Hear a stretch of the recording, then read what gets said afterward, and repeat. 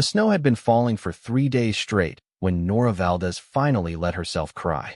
If you're enjoying this story so far, don't forget to hit the like button and subscribe. Drop a comment telling me where in the world you're watching from. I love hearing from you. Not the quiet kind of crying she did in the bathroom with the faucet running so her daughters wouldn't hear. Not the kind she did on the bus home from the shelter, pressing her face against the cold glass, watching a city go by that felt less like home every single day. This was the other kind. The kind that had been building for months, pressed so deep into her chest she'd almost forgotten it was there, until the letter came and cracked something open that couldn't be sealed back shut. She sat on the edge of the cot in room 7 of the Pinecrest women's shelter, the letter trembling in both hands, reading it for the 4th time. The paper was cheap, the kind lawyers used when they didn't expect a response. The letterhead read Morrison and Greer, attorneys at law, Halcyon Falls, Colorado. The words in the body of the letter were polite and impersonal and completely, absolutely impossible. It is our duty to inform you that the estate of one Cecilia Margaret Voss, deceased, has identified you, Nora Elena Valdez, as the sole heir to the property known as the Voss Cabin, located at the end of Ridgeline Road, Halcyon Falls, Colorado. The property has been sealed since 1987 and is conveyed to you in its current condition, along with all contents therein. Nora set the letter down on the scratchy wool blanket.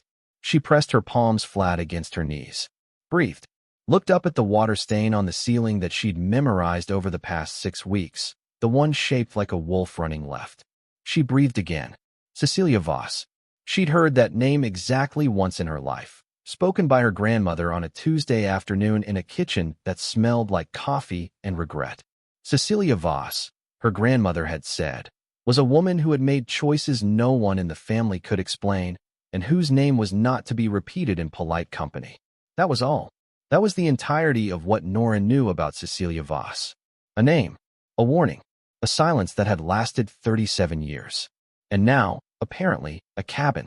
She looked through the small window at the snow coming down over the parking lot. In the next room, she could hear her daughters Lily, who was 8, and May, who had just turned 6, arguing softly over something. Probably the one book they'd brought with them, a battered copy of a fairy tale collection with a broken spine and a cover that had been colored over in crayon. They argued about everything these days, quietly, as children do when they've learned that the adults around them are close to the edge and don't need more weight. Nora had been a preschool teacher for 6 years. She had loved that job with everything she had, the finger paintings and the shoelace lessons, and the way small children trusted you completely, the way they climbed into your lap without asking. Then the school lost its funding. Then her apartment building was sold to a developer. Then the car went. Then the savings account hit 0. And then it was November, and she was 34 years old, and she was living in a shelter with her 2 daughters and a suitcase, and a letter from a dead woman she'd never met, telling her she'd inherited something in a mountain town 4 hours away. The next morning, Nora called the number on the letterhead. A woman answered on the second ring, her voice efficient and slightly tired, the voice of someone who handled other people's strange inheritances for a living. Morrison and Greer, this is Patricia. My name is Nora Valdez. I received a letter about a property, a cabin, in Halcyon Falls. A pause. The sound of typing. Yes, Ms. Valdez. We've been trying to reach you for some time. The estate of Cecilia Voss. Are you calling to accept the inheritance? I'm calling to understand what's happening, Nora said. I didn't know this woman. I don't know why she left me anything. Another pause, longer this time. That's not uncommon in cases like this. Miss Voss left very specific instructions. She was quite clear about who the property should go to. She left a letter for you as well, to be opened once you've seen the cabin. That was part of her instruction. She wanted you to see it first. Is it what kind of cabin are we talking about? Is it livable? There was a hesitation that Nora didn't know how to read. It's been sealed for 37 years, the woman said carefully. We can't make any representations about its current condition. What we can tell you is that the property taxes are paid through a trust that will transfer to you upon acceptance, so there are no financial obligations pending. But we do recommend you see it in person before making any decisions. Nora looked across the shelter's common room at Lily, who was sitting cross-legged on the floor doing homework, and May, who was drawing something careful and serious in the margins of a paper plate. For hours away, a sealed cabin, A dead woman she'd never met. She didn't have a car. She had $43 in her checking account. She had nowhere else to go. How do I get there? She asked. It took her 3 days to arrange it. The shelter's social worker, a woman named Diane who had the kind of exhausted compassion that comes from years of doing impossible work, helped Nora find a church organization that loaned out a van to families in need for short trips. Nora called in every favor she had, which wasn't many.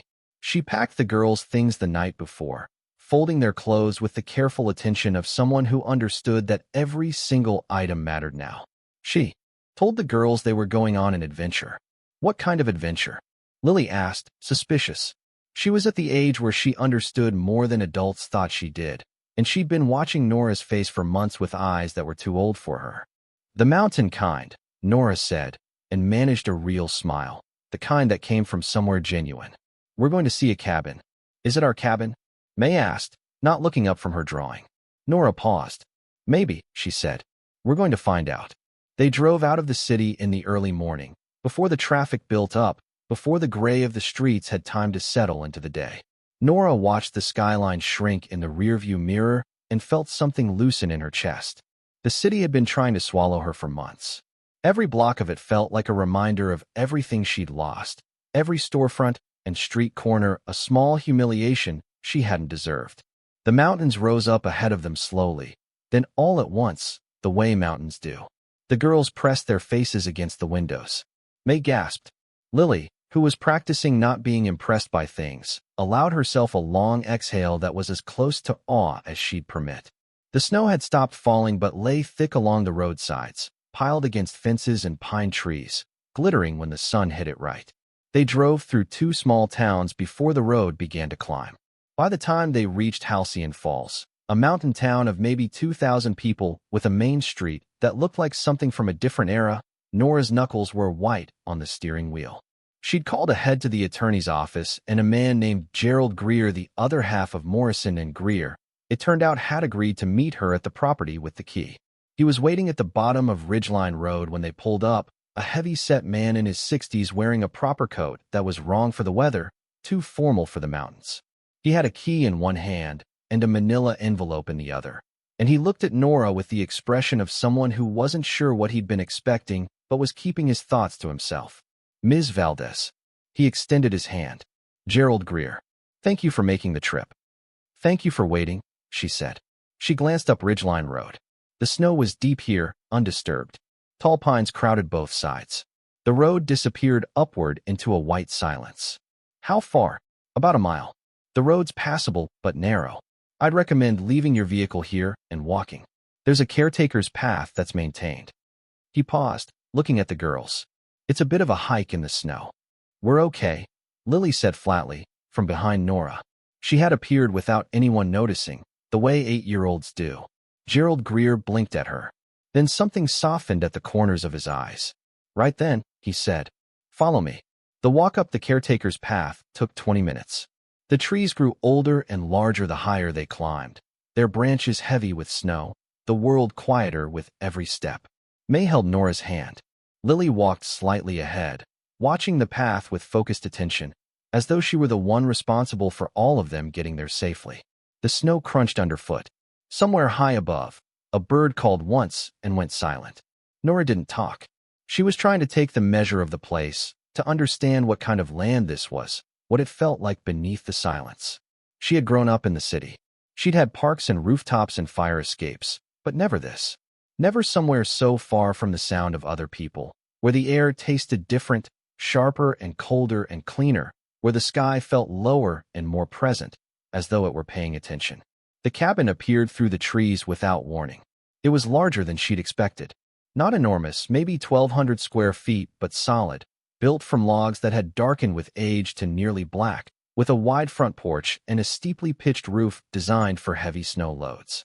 The windows were shuttered, every one of them, the shutters sealed with strips of something that had hardened over the decades. The front door was double-planked timber with iron hardware, and across it, looped through both handles and padlocked, was a heavy chain that had gone orange with rust. The whole thing looked like a place that had decided it was done with people and had made arrangements accordingly. Nora stood at the tree line and looked at it for a long moment. Is that ours? May whispered. "We're going to find out," Nora said again, and this time she wasn't sure she believed it. Gerald Greer produced 2 keys, one modern, for the padlock, and one older, ornate, with a head shaped in a design Nora couldn't quite make out at distance. He fitted the modern key into the padlock first, and the chain fell away with a sound that seemed too loud for the silence around them. Then he held out the older key to Nora. "She specified that the heir should be the one to open the door," he said. There was something in his voice, respect, maybe, or something older than respect. Nora took the key. It was heavier than it looked.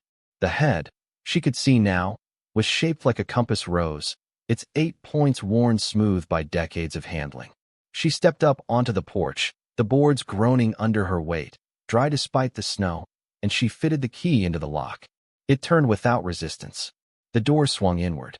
The smell that came out of that open doorway was something Nora had no name for, something between cedar and old paper and cold stone and time itself. Not unpleasant, not the smell of rot or neglect. Something more like a place that had been waiting, holding its breath for a very long time, now finally allowed to exhale. She stepped inside, and the girls came in after her, and for a moment all 3 of them stood completely still in the dimness and didn't say a word. The interior was dark, the shuttered windows blocking almost all light. Nora reached out and found a light switch on the wall. The power had been maintained, according to Gerald, through the same trust that paid the taxes, and flipped it. The lights came on. What she saw made her take a single step backward without meaning to. The cabin was immaculate. Not dusty. Not abandoned. Not the ruin she'd braced herself for. Someone had taken care of this place with a thoroughness that bordered on devotion. The log walls were smooth and oiled, still rich with color. The wide plank floors were clean, the wood preserved under some kind of finish that had kept it from warping through 37 winters. A stone fireplace dominated the far wall, its hearth swept clean, a neat stack of wood beside it, as though someone had just laid it there. The furniture was covered in heavy cloth, protective sheeting that had kept everything underneath pristine. Along one wall, bookshelves ran floor to ceiling, packed tight, with volumes of every size and age. A desk sat in the corner, its surface empty and dusted. In the kitchen, visible through an open archway, copper pots hung from a rack above the stove, their surfaces tarnished but unbroken. Nora turned slowly, taking it all in, and she had the specific, vertiginous feeling of standing inside someone else's life, a life that had been preserved in amber and handed to her like a gift she hadn't asked for and didn't know how to receive. Gerald Greer had followed them inside and stood near the door. "The caretaking was arranged through the trust," he said, answering the question she hadn't asked. "A local service came twice a year to maintain the interior. Climate control, pest prevention, structural monitoring. Miss Voss was very thorough." "Who was she?" Nora asked, still looking around. "What do you know about her?" "Only what's in the case file," he said. "She was born in 1921, the daughter of a mining family. She lived in Halcyon Falls for most of her life, and then she stopped. No one in town has seen her since 1987. That was the year she sealed the cabin and left. She died 2 years ago in a care facility in Denver. She was 101 years old." He paused. "She never married. Never had children of record. The connection to your family, that's something she kept private." Nora was looking at the bookshelves. The spines of the books were worn and rich. She stepped closer and read a few titles. Poetry, history, a set of what looked like field journals, their covers stamped with years in gold that had faded to ghost letters.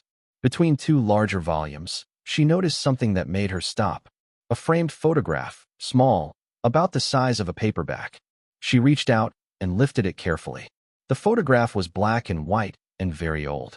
2 women stood in front of this cabin, recognizable even without color, the porch, the double-planked door. One woman was tall and angular, perhaps 50, with the expression of someone who had been formidable her whole life and knew it. The other was younger, her face partly turned, half smiling at something outside the frame. Nora recognized the younger woman's posture, the angle of her shoulder, the particular way she held her head.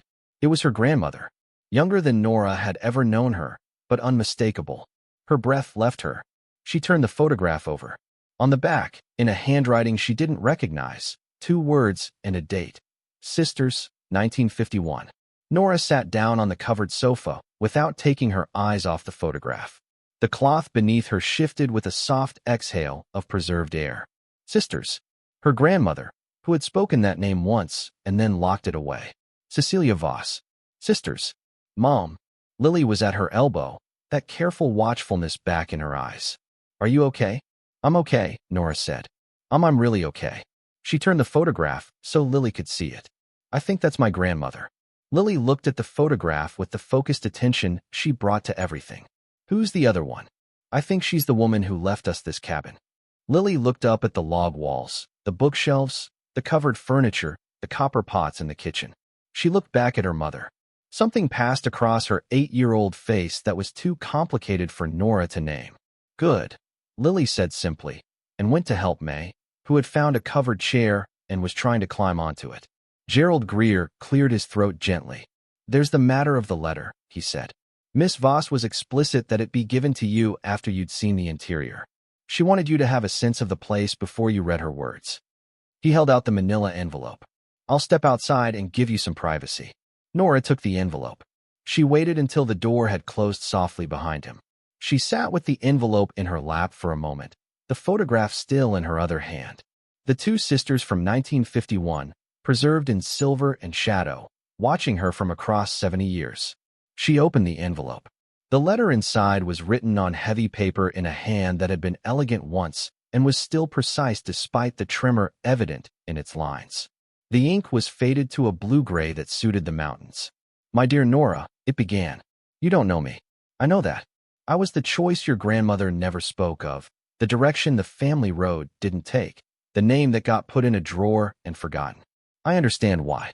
Eleanor made her choices and I made mine, and the road between us grew long enough that neither of us could see the other anymore. But roads don't disappear. They just get overgrown. I have been watching your life from a distance for many years. I want you to know that what I am giving you is not charity. It is correction. Your grandmother and I were raised with an understanding that certain things should be passed down through the women of the family, things that were held in common, things that were nobody's to sell or lose or abandon. I was the one who held on to this place. I was the one who kept the faith with what our family built here in the years before memory. And now I am passing it to you, because you are the one who needs it most, and because I believe you are the one who will understand it best. There is more here than the cabin, Nora. There is always more than what you can see. When you are ready, look beneath. You will know when. I kept your photograph on my desk for 20 years. The one from the newspaper, when you won the teaching award. You were smiling the way Eleanor smiled when she forgot to be careful. I hope you still smile that way. I hope the world has not finished teaching you to be careful. Go gently. The cabin will tell you what it knows. With great love across a distance I should have crossed sooner. Cecilia Margaret Voss. Nora sat with the letter for a long time. May had fallen asleep on the covered chair, curled small and boneless the way 6-year-olds sleep, as though the world couldn't touch them if they just got horizontal. Lily sat on the floor near the bookshelf, studying the spines of the volumes one by one with the disciplined thoroughness of a child who understood that knowing things was a form of protection. Nora looked around the cabin. The preserved silence. The meticulous care. There is more here than the cabin. There is always more than what you can see. When you are ready, look beneath. She read the letter a second time, then a third. Then she went to find Gerald Greer. He was on the porch, hands in his pockets, looking out at the trees with the patient expression of a man who had learned to wait without expectation. I need to know everything the estate file says, Nora told him. Everything. The history of the property, the trust, the caretaking arrangements, all of it. He looked at her with something that might have been relief. I was hoping you'd ask, he said. Come to the office tomorrow. I'll have it all laid out for you. Nora nodded. She looked back through the open door at the cabin at Lily on the floor, and May asleep in the chair, and the bookshelves full of books, and the copper pots, and the fireplace with its neat stack of wood, and she felt something she hadn't felt in so long she'd half convinced herself she'd imagined it. She felt like she was exactly where she was supposed to be. That night, they stayed in the cabin. It was not the plan. The plan had been to drive back to the city, to the shelter, to room 7 and the wool blanket and the wolf-shaped water stain. But Gerald Greer had produced, from his proper coat, a card for the local grocery store, a gift certificate left by the trust for exactly this purpose. Cecilia had thought of everything, and Nora had driven the van into town, bought groceries and firewood, and 2 sleeping bags rated for mountain temperatures, and driven back up the road as the sun began its early winter descent behind the peaks. She built a fire that evening with the wood already stacked by the fireplace, following the instructions her one camping trip 15 years ago had left her with, a memory she hadn't thought about in a decade. The fire caught on the 3rd try. The girls sat in front of it, the sleeping bags already around their shoulders, and May said it was the best fire she'd ever seen, and Lily said it was the only fire she'd ever seen, and May said that was the point. Nora cooked pasta on the gas stove that still worked, that had been maintained and tested by the caretaking service along with everything else. She served it in bowls she found in the cabinet, plain white ceramic with a small chip on one rim, the kind of bowls that had been used by real people for real meals for real decades. She sat with her daughters in front of the fire, and they ate pasta, and the cabin held them in its warmth, and outside the snow had begun to fall again, soft and constant, and Nora sat between her girls and looked into the fire and let herself feel, just for one careful moment, like something had stopped falling. "Mom," May said, scraping her bowl. "I like this place." "Me too," Nora said. "Are we going to live here?" Nora looked at the fire, at the logs glowing gold and orange in their careful arrangement, at the bookshelves and the covered furniture and the stone walls that had stood through 37 winters without anyone inside them and were still standing perfectly. "I don't know yet," she said, "but I think we're going to figure it out." Lily, who had been quiet through dinner, said nothing, but she unfolded the sleeping bag from around her shoulders and moved to lean against Nora's side, and that was all. Nora held her there, and held May on the other side, and didn't cry. There was something different now, underneath the exhaustion and the fear and the 6 weeks of shelter cots and $43, something new and fragile and worth protecting. She couldn't name it yet. She could only feel its edges. She fell asleep in the chair with both girls against her. The fire burned down to coals, the cabin full of warmth it had been holding for them without knowing it, and outside the snow covered the mountain in quiet white. And for the first time and longer than she could remember, Nora Valdez slept without dreaming of ways out. Morning came cold and bright, the sun throwing long shadows through the pine trees, the snow outside deep and unblemished except for the trails of small animals that had crossed the clearing in the night. Nora woke stiff in the chair and found the girls already up, May pressed against the window watching a bird she couldn't identify. Lily sitting at the desk in the corner with one of the field journals open in front of her, reading with the same focused seriousness she brought to everything. "That's probably old," Nora said, her voice rough with sleep. "It's really old," Lily confirmed, not looking up. "It's dated 1929. It's someone's notes about the mountain, like what plants are where and where the water runs." She turned a page. "It's actually kind of interesting. Don't bend the spine." "I'm not bending the spine. I'm a professional." "You're 8. I know what a spine is." Nora laughed. It came out of her without warning, real and full-throated, and it startled May away from the window and made Lily look up with something that might have been surprised pleasure on her careful face. "Okay," Nora said, getting up and rolling her neck until it cracked. "Let's look at this place properly." They spent the morning going through the cabin room by room. It was methodical, careful work, the kind Nora had always been good at, the inventory taking, the cataloging, the slow understanding of what you had and what it meant. The main room with the fireplace and bookshelves. The kitchen with the copper pots and a pantry that was empty but intact. 2 bedrooms, each with a bed frame and mattress covered in protective sheeting, each with a window that looked out at a different angle of the mountain. A bathroom with old fixtures that the caretaking service had confirmed were functional. A narrow utility room with the electrical panel and the water heater, both modern replacements installed by the trust in the last decade. And at the back of the utility room, something Nora almost missed. It was in the floor. A wooden panel, flush with the floorboards but distinctly separate from them, about 3 feet square, with a recessed iron ring set into its center. A trapdoor. Nora crouched in front of it and ran her fingers along the edges. The wood was the same age as the rest of the cabin, original construction, but the iron ring was newer, or at least differently aged, maintained, oiled, the kind of hardware that had been tended to deliberately. She thought of Cecilia's letter. "Look beneath. You will know when." She looked at the iron ring for a long time. Then she stood up and went back to the main room and found the old ornate key still on the kitchen counter where she'd set it the night before, and she carried it back to the utility room. And she crouched in front of the trapdoor again, and she looked at the recessed ring, and she looked at the key. There was no visible keyhole in the trapdoor, but when she pressed along its edges more carefully, she found it a slot, nearly invisible, worked into the iron ring itself, narrow and precise. The key's compass rose head fit into it perfectly. A sound came from deep in the floor, a mechanical sequence of releases, small and precise and deliberate, like something breathing out after a very long time of holding its breath. The trapdoor lifted on counterweight hinges, smooth and silent, revealing a staircase descending into darkness. The air that rose from the opening was dry and still and cold, the specific cold of places that have never warmed, and it carried a scent that stopped Nora in the back of her throat: old metal, old paper, old stone, and something else underneath, something she would spend days trying to name and never quite manage. She reached for the light switch she'd noticed on the utility room wall and found a second switch beneath the first, smaller, unlabeled. She flipped it. Light came on below. Not harsh fluorescent, something softer, directed, the kind of lighting designed to illuminate without harming. It rose from below like a held breath finally spoken. Nora looked down the staircase.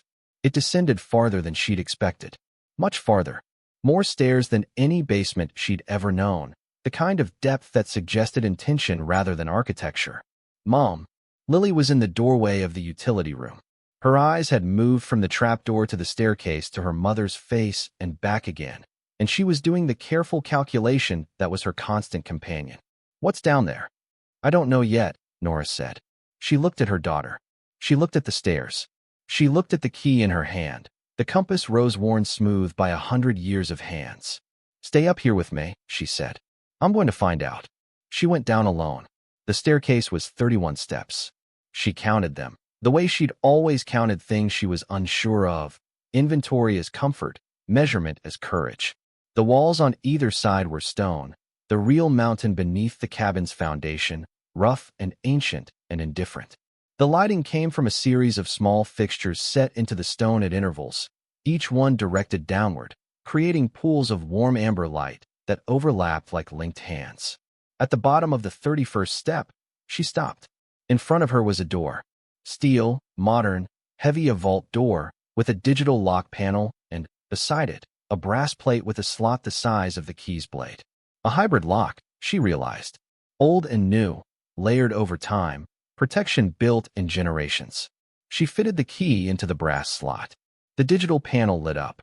The vault door exhaled along its seal, a long, slow, pneumatic release, and then it opened, swinging outward with a weight that spoke of its own gravity. The lights inside activated as the door moved, motion-sensitive, coming on in sequence from the threshold inward, illuminating the space one section at a time. Nora stood at the threshold and looked, and could not, for a very long time, move at all.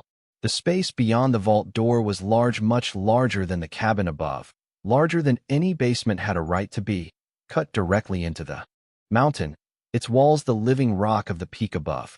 It was climate-controlled, perfectly, the air steady and precise and carefully managed.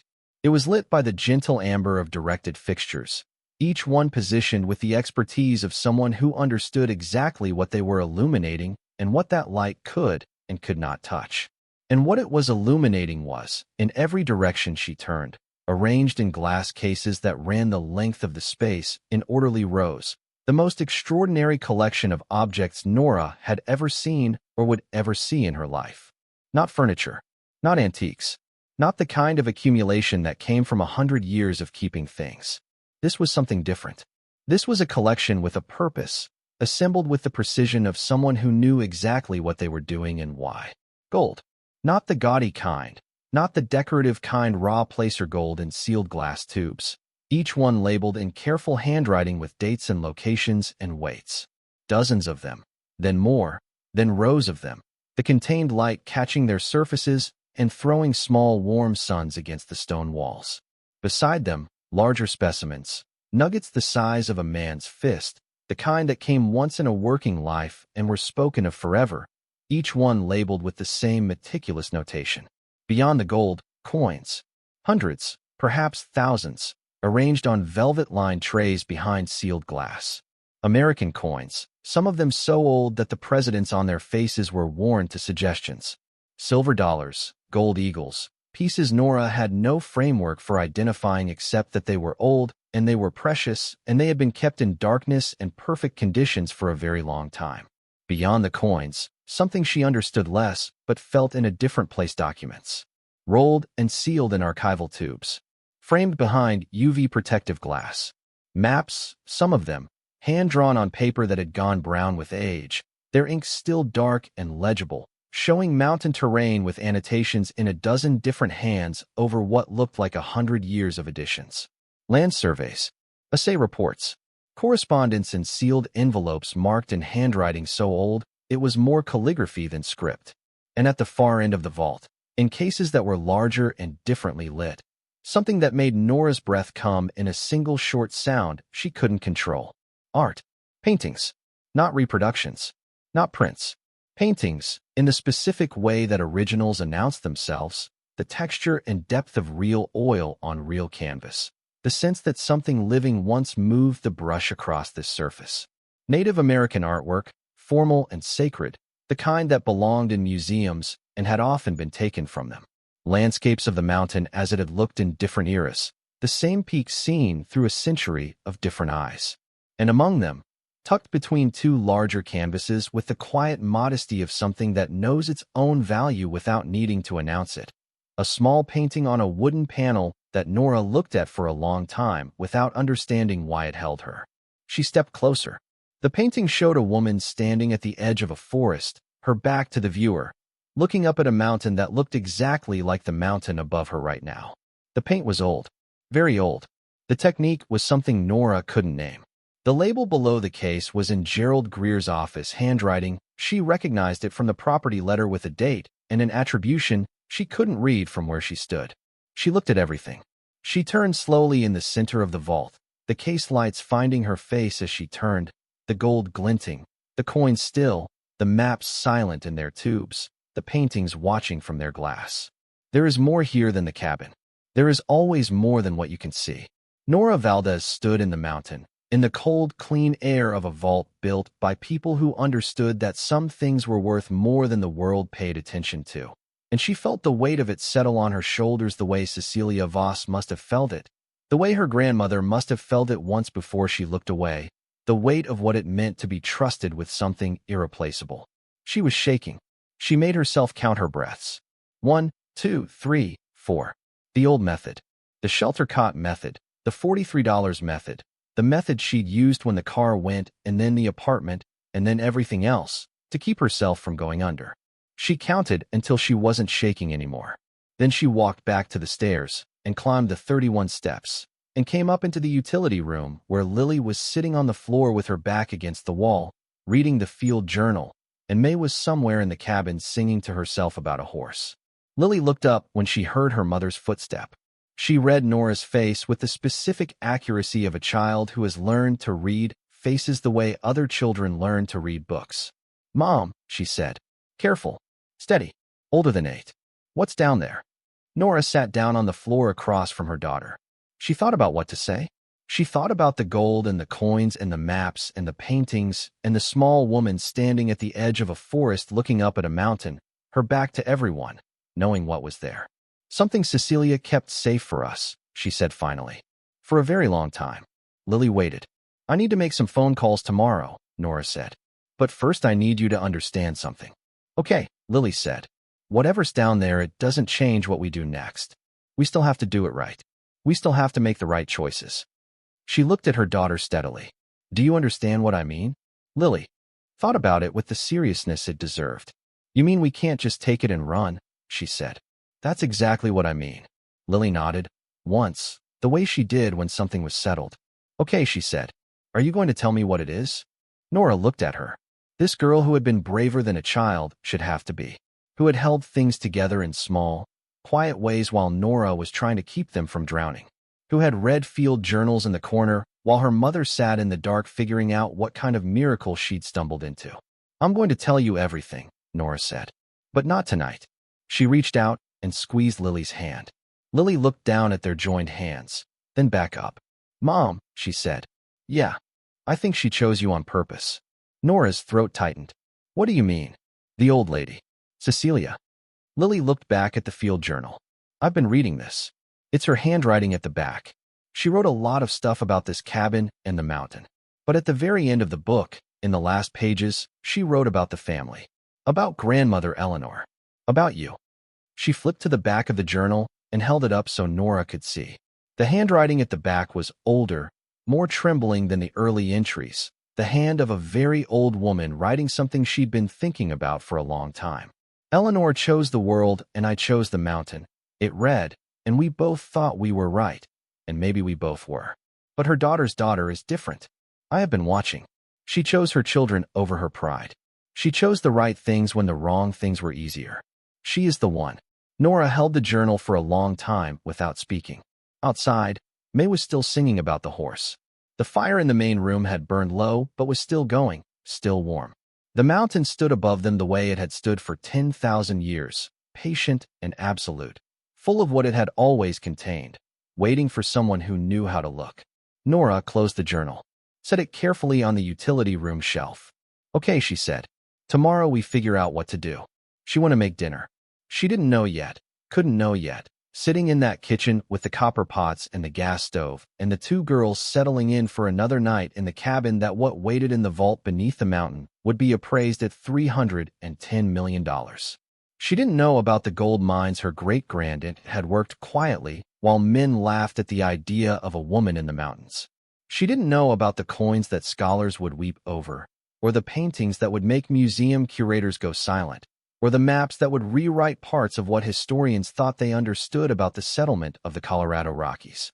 She didn't know about Richard Voss, Cecilia's nephew by marriage, who was at this moment 3 states away, reading the same probate filing she'd received, with different eyes and a different kind of hunger. She didn't know any of it yet. All she knew was that she was cooking pasta in a kitchen that smelled like cedar and old copper, and her daughters were somewhere in the cabin being themselves, and outside the mountain held the snow in its hands, and the snow did not fall. And for the second night in a row, Nora Valdez did not feel like she was failing. That was enough. That was more than enough. That was everything. She called Gerald Greer's office at 8 the next morning, standing on the front porch in her coat with a mug of coffee she'd found in the back of the kitchen cabinet, the one luxury the caretaking service had apparently stocked without explanation. The cold air was sharp enough to make her eyes water. Her breath came in small, visible clouds.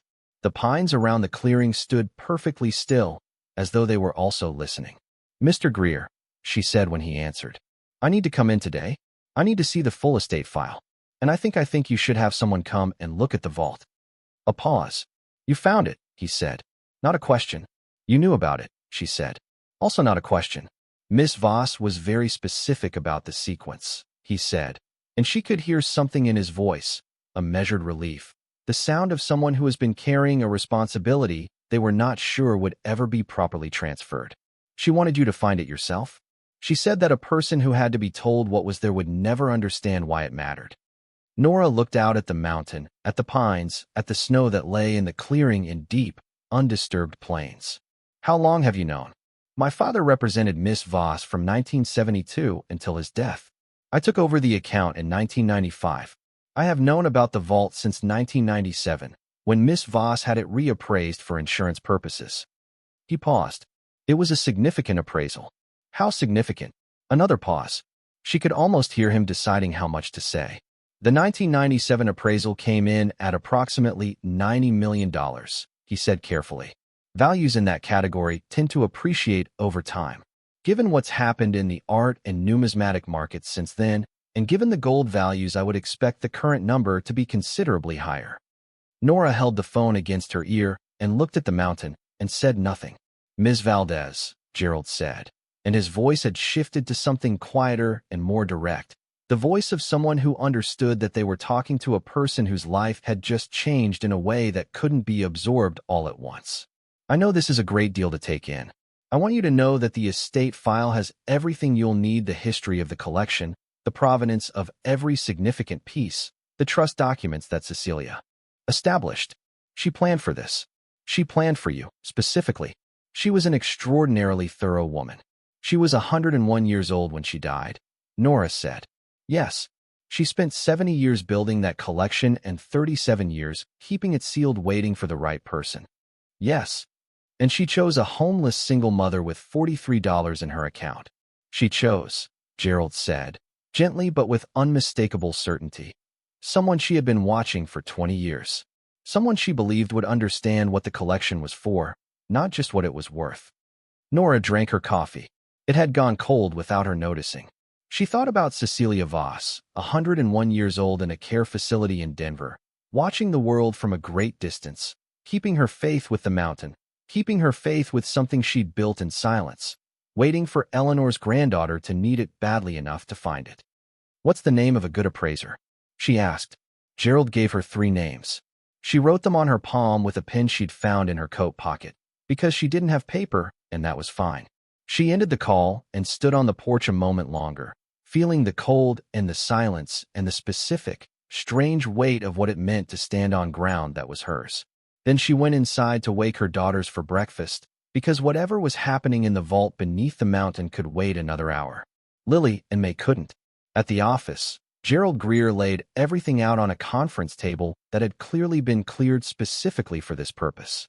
The estate file was substantial 4 large binders, each one organized with the kind of meticulous detail that spoke of decades of careful attention.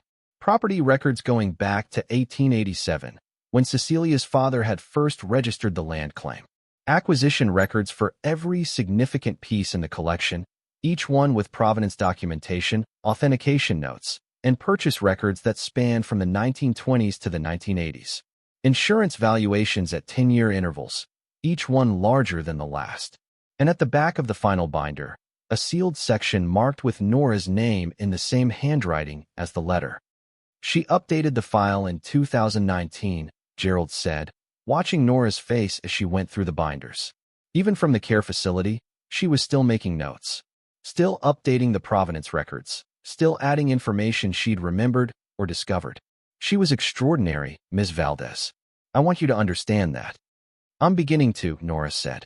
The sealed section, when she opened it, contained something she hadn't expected. Not more documents. Not more legal language. A handwritten catalog, in Cecilia's careful aging script, of every piece in the vault, not just the official records, but the stories. Where each gold specimen had come from. Which miner had found it, and what had happened to him after. Which coins had passed through whose hands across a century of American commerce. Which paintings had been made by whom and why, and what they'd meant to the people who made them, and how they'd come to be in the mountain. It was, Nora realized slowly, not a catalog.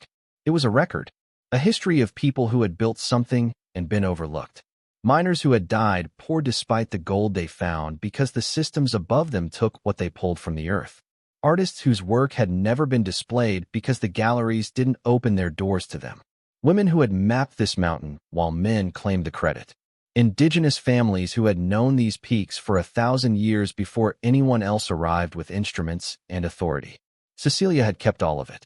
Not as sentiment, not as decoration, but as a moral record, a testament to the understanding that the things the world failed to value were often the things worth keeping most. Nora sat at Gerald Greer's conference table for 3 hours, reading. He brought her tea. He answered her questions when she had them. He did not rush her. By the time she closed the last binder, she understood what Cecilia had built in that mountain. Not a fortune, not an investment, a responsibility, a trust in the deepest sense, something handed forward across generations with the explicit expectation that the person receiving it would understand why it mattered and act accordingly. She understood, too, something harder. Whatever she did next would define what Cecilia's 70 years of work meant. It would define whether the miners and the artists and the map makers who were recorded in that catalog had kept their faith with the mountain for a reason or not. She was not going to get this wrong. I need to make some calls, she told Gerald.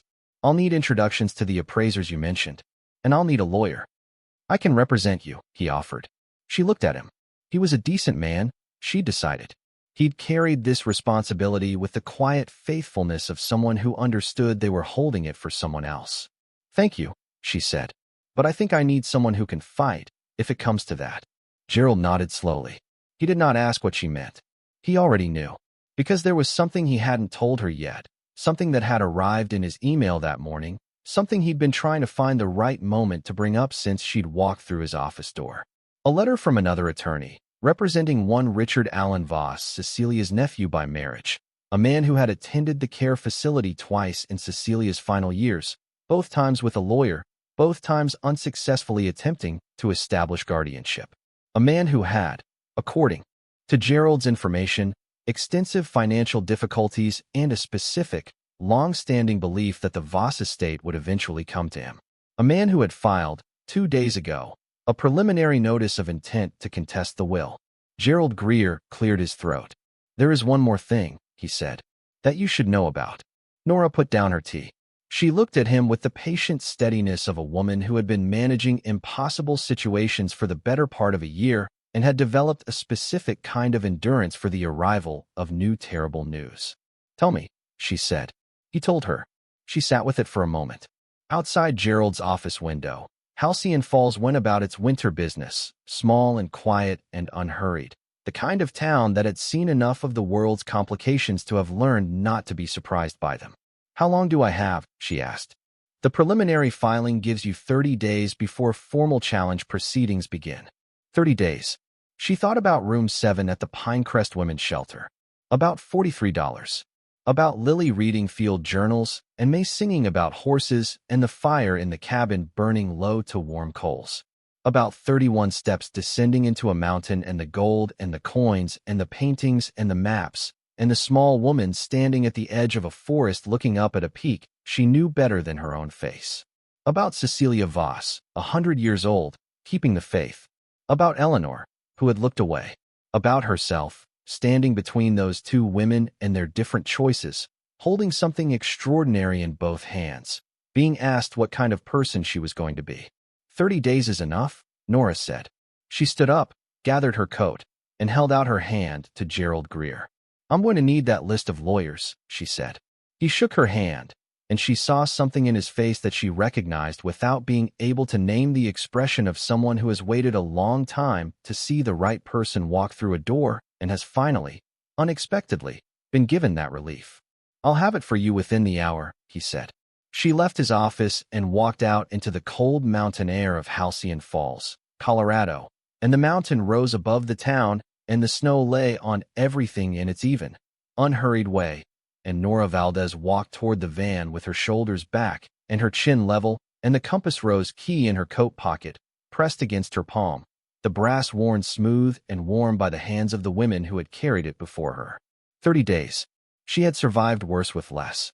She was going to fight. The first appraiser arrived on a Tuesday. His name was Dr. Thomas Halsey, and he came recommended by Gerald Greer with the specific caveat that he was difficult, exacting, and possibly the most credible voice in the western United States on matters of rare numismatics and precious metal authentication. He drove up from Denver in a truck that was older than his reputation, wearing a canvas work jacket and carrying a case of instruments that looked like something between a doctor's bag and a field kit. He was 63 years old and had the permanently skeptical expression of a man who had been shown too many things people claimed were remarkable and had found them ordinary. Nora met him at the bottom of Ridgeline Road. He shook her hand without ceremony and looked up at the tree line. "How far?" "A mile. There's a path." The estate file says 1887 land claim. Original structure? 1891, according to the records. Expanded twice. 1923 and 1947. He looked at her with the first flicker of something that wasn't skepticism. "You've read the file." "Twice," she said. "Come on. I'll show you." They walked up in near silence. Halsey moved with the deliberate economy of someone who had learned that energy was finite and ought to be conserved for the things that actually required it. He asked 3 questions on the way up: the dimensions of the vault, the climate control specifications, the date of the last internal appraisal. Nora answered all 3 without hesitation. He didn't comment. At the cabin, she gave him a brief walkthrough of the main structure, then led him to the utility room and the trapdoor. He looked at the stairs. He looked at the lighting. He looked at the quality of the stone walls as they descended. At the vault door, he stopped. He ran his fingers along the pneumatic seal. He looked at the brass plate and the digital panel. He looked at the key in Nora's hand. "Who designed this?" he asked. "I don't know yet. The estate file doesn't specify. Someone who understood preservation at a level that wasn't common for the era." "The pneumatic seal is mid-1970s technology," he said. "The outer stone chamber is much older. This was built in stages. Someone came back and improved it." He looked at the vault door with an expression she couldn't read. "Open it," he said. She opened it. The lights came on in sequence. Halsey walked in and stood very still for what felt like a long time, but was probably 40 seconds. Nora watched him. She had been watching people enter this vault now for several days and had become a student of their reactions. Gerald Greer had gone pale and very quiet. The structural engineer she'd had out to verify the mountain integrity had made a low sound under his breath and then become extremely professional. The local historian she'd called, a woman named Ruth Abrams who ran the Halcyon Falls Heritage Society from an office above the hardware store, had actually sat down on the vault floor and cried. Halsey did none of these things. He went directly to the first row of coin cases, put on a pair of magnifying glasses that hung around his neck, and began to look. He worked for 6 hours without stopping. Nora brought him coffee at the 2-hour mark, which he accepted without looking up. She sat at the small writing desk Cecilia had placed near the entrance, a detail she'd noticed and appreciated. Someone had always planned for a person to be present here, working, thinking, and she went through the handwritten catalog again, cross-referencing with the binders from Gerald's office. At the 4-hour mark, Halsey said, without looking up from a tray of silver dollars, "Do you know what you have here?" "Some of it," Nora said. "The numismatic collection alone." He paused, turned a coin over with gloved fingers.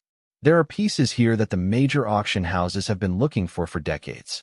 I can see at least 3 coins from the 1870s that were assumed to be lost in a Denver bank fire." He set the coin down with the care of someone handling something sacred. "Where did she get them?" "According to the catalog, she bought most of the coins between 1935 and 1965, directly from miners, from estates, from small auction houses that didn't know what they had. She was very quiet about it." Halsey straightened and looked at Nora over the magnifying glasses. "She was very smart about it," he said. "That's how collections like this survive. Quietly." He went back to the coins. "The gold is going to take longer to assess. I'll need a second opinion on some of the specimens. There are several I want to cross-reference against geological records from the Colorado mining surveys. But preliminary impression," he stopped.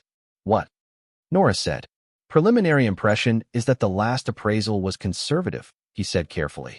"Significantly conservative." Nora put down the catalog. "How significantly?" He looked at her for a moment with the expression of a man who had learned to be precise because imprecision caused problems. "I don't make numbers until I've finished my work," he said. "But I can tell you that the 1997 figure of 90 million was calculated before several of these markets underwent substantial appreciation, and before some of what's in this vault was properly identified." He turned back to the coins. "I'll have a preliminary report for you by the end of the week." She nodded. She went back to the catalog. Outside, the mountain held its snow. The second appraiser came Thursday. Her name was Dr. Anita Reyes, and she was 45 and moved through the world with the specific focused energy of someone who had made peace with being the most knowledgeable person in most rooms and didn't need anyone to acknowledge it. She specialized in Western American art, indigenous cultural objects, and historical documents. She'd written 3 books and testified in 14 court cases. She came because Gerald Greer had called in a professional debt, and she arrived with 2 assistants and a set of portable UV lights. She spent 4 hours in the vault and said very little. When she came out, she sat at the kitchen table in the cabin where Nora had made coffee, and she put both hands flat on the table and looked at them for a moment before she spoke. "The paintings," she said. "Yes," Nora said. "The small one on the wooden panel. At the far end." "Yes." Anita Reyes looked up. Her eyes were steady and very dark. "I need to do more work to be certain. I need to get samples to a conservation lab. But my initial read," she stopped. Started again. "There is a painting by a Spanish colonial artist named Miguel de Herrera. A landscape. It was documented in an 1847 inventory of a Santa Fe estate and then lost to record. Every serious scholar of the period knows about it. We've been looking for it for 40 years. Nora held very still. "The painting in that vault," Anita said, Matches the description in the 1847 inventory in every particular I can assess without lab confirmation. She paused. If it is what I think it is not just a significant painting. It is a piece of American history that should have been in a museum a century ago. How much is it worth? Nora asked, because she needed the number to understand the shape of what she was holding. Anita Reyes was quiet for a moment. Conservative estimate, based on comparable sales and the cultural significance premium, 8 to 12 million. But value is almost beside the point in a case like this. The historical import. I understand the historical import, Nora said quietly. I've been reading Cecilia's catalog. She understood it too. Anita looked at her for a moment with reassessing eyes. You've read the catalog. Every page. Then you know she wasn't collecting for profit. I know she was collecting for exactly this. For the moment when it could be shown. When it could be shared. Nora wrapped her hands around her coffee mug. That's what I intend to do with it. A pause. Something shifted in Anita's expression, not surprise exactly, but a recalibration. You should know, she said carefully, that there will be complications. Several pieces in that vault are going to attract significant institutional interest. Museums, universities, the federal government. In the case of the indigenous artifacts, there are legal frameworks around repatriation that will need to be navigated carefully. I know, Nora said. The catalog documents provenance for everything. Cecilia was meticulous, but I want to do it right. Whatever the right thing is for each piece. She met Anita's eyes. I want your help with that. A longer pause. You're not what I expected, Anita said. What did you expect? Someone who wanted numbers. A quick valuation so they could figure out how to access the money. She picked up her coffee. This happens sometimes, with unexpected inheritances. People discover something extraordinary, and the first thing they want to know is how to liquidate it. This collection was kept for 70 years by a woman who chose to live in a care facility in Denver instead of selling a single piece, Nora said. I'm not going to be the person who undoes that. Anita nodded slowly, and what Nora saw in her face was something she recognized from Gerald's expression, from Dr. Halsey's expression, from Ruth Abrams sitting on the vault floor crying. It was relief. The specific relief of people who cared about something and had been afraid it was going to fall into the wrong hands. All right, Anita said. Then let's talk about what doing it right actually means. They talked for 2 hours. By the end of it, Nora had 3 pages of notes, for names of specialists to contact, a rough understanding of the repatriation process for the indigenous cultural objects, and a growing sense of the shape of what she was trying to build. Not a sale, not a liquidation. Something permanent, something open, something Cecilia would have recognized. The girls had been in school. This was a development Nora had not anticipated and which had moved her more than she'd expected. Ruth Abrams had come by the cabin on Wednesday evening, ostensibly to drop off a book about the Halcyon Falls mining history that she thought might help with the collection's context. But really Nora understood quickly to take the measure of the woman who had shown up in her small mountain town with a sealed cabin and an extraordinary secret. Ruth was 60, with short silver hair and reading glasses on a chain, and the specific kind of directness that came from running a small institution with limited resources for a long time and not having the bandwidth for anything indirect. She'd come inside. She'd looked around the cabin. She'd accepted coffee. She'd asked Nora 3 questions that were substantially more pointed than they appeared on the surface. And then she'd said, "The elementary school here is good. Mrs. Pickett in the 2nd grade class is extraordinary. I know because she's my daughter." Nora had looked at her. "We don't know yet how long we'll be here. I know that. But the girls should be in school while you're figuring it out. It's not good for children to be unmoored. They need routine even when everything else is uncertain." She'd fixed Nora with the reading glasses look. Especially then. The next morning, Lily and May were enrolled. May had cried for approximately 4 minutes, and then stopped when she learned there was a class hamster named Biscuit. Lily had carried her backpack with the expression of someone preparing for a military campaign, and had come home at the end of the day with 3 observations about the curriculum, 2 criticisms of the cafeteria, and 1 grudging admission that her teacher was, and she was quoting herself, not actually that bad. It was the most normal thing that had happened in 6 months. Nora held on to it. Richard Allen Voss arrived in Halcyon Falls on a Friday. Nora knew because Ruth Abrams called her at 7 in the morning to say that a man in an expensive car with Denver plates had checked into the only hotel in town and had been asking at the front desk who the new owner of the Voss cabin was. Small towns, Ruth pointed out unnecessarily, had very efficient information networks. Nora had been expecting this. She'd hired a lawyer 4 days ago, a woman named Sandra Okafor, who operated out of Denver and had a specific reputation for inheritance disputes, estate law, and what her website called protecting vulnerable parties from predatory challenges. Sandra was 42 and had the voice of someone who had argued in front of judges for long enough that inflection had become a precision tool. She charged more than Nora could currently afford and had taken the case on a contingency arrangement that Gerald Greer had helped structure. "He'll try to meet with you informally first," Sandra had said in their first call. "He'll try to seem reasonable, like a family member with legitimate concerns. Do not meet with him without me present." "I understand," Nora said. "I mean it. Not informally, not accidentally, not because he seems harmless. He is not harmless." "I've been managing not harmless for a while now," Nora said. "I'll be careful." Richard Voss was not what she'd pictured. She'd constructed him from the estate, filed the twice-failed guardianship attempts, the financial difficulties Gerald had hinted at, the formal legal language of the will contest, into someone angular and predatory. The man who appeared at the bottom of Ridgeline Road at 9:30 on Friday morning was stocky and silver-haired and wore an expression of practiced warmth that was several years out of date for the face wearing it. He looked like an uncle at a family gathering who had opinions about everyone's decisions and delivered them as concern. Nora was coming down the path with Lily and May on their way to school when he appeared. She stopped. Her hand tightened on May's. "Ms. Valdez." He raised a hand in a gesture that was designed to look like greeting and felt like a claim. "I'm Richard Voss. I'm so glad I finally found you. I've been hoping we could have a conversation." "You should contact my attorney," Nora said. Her voice was even. She was proud of that.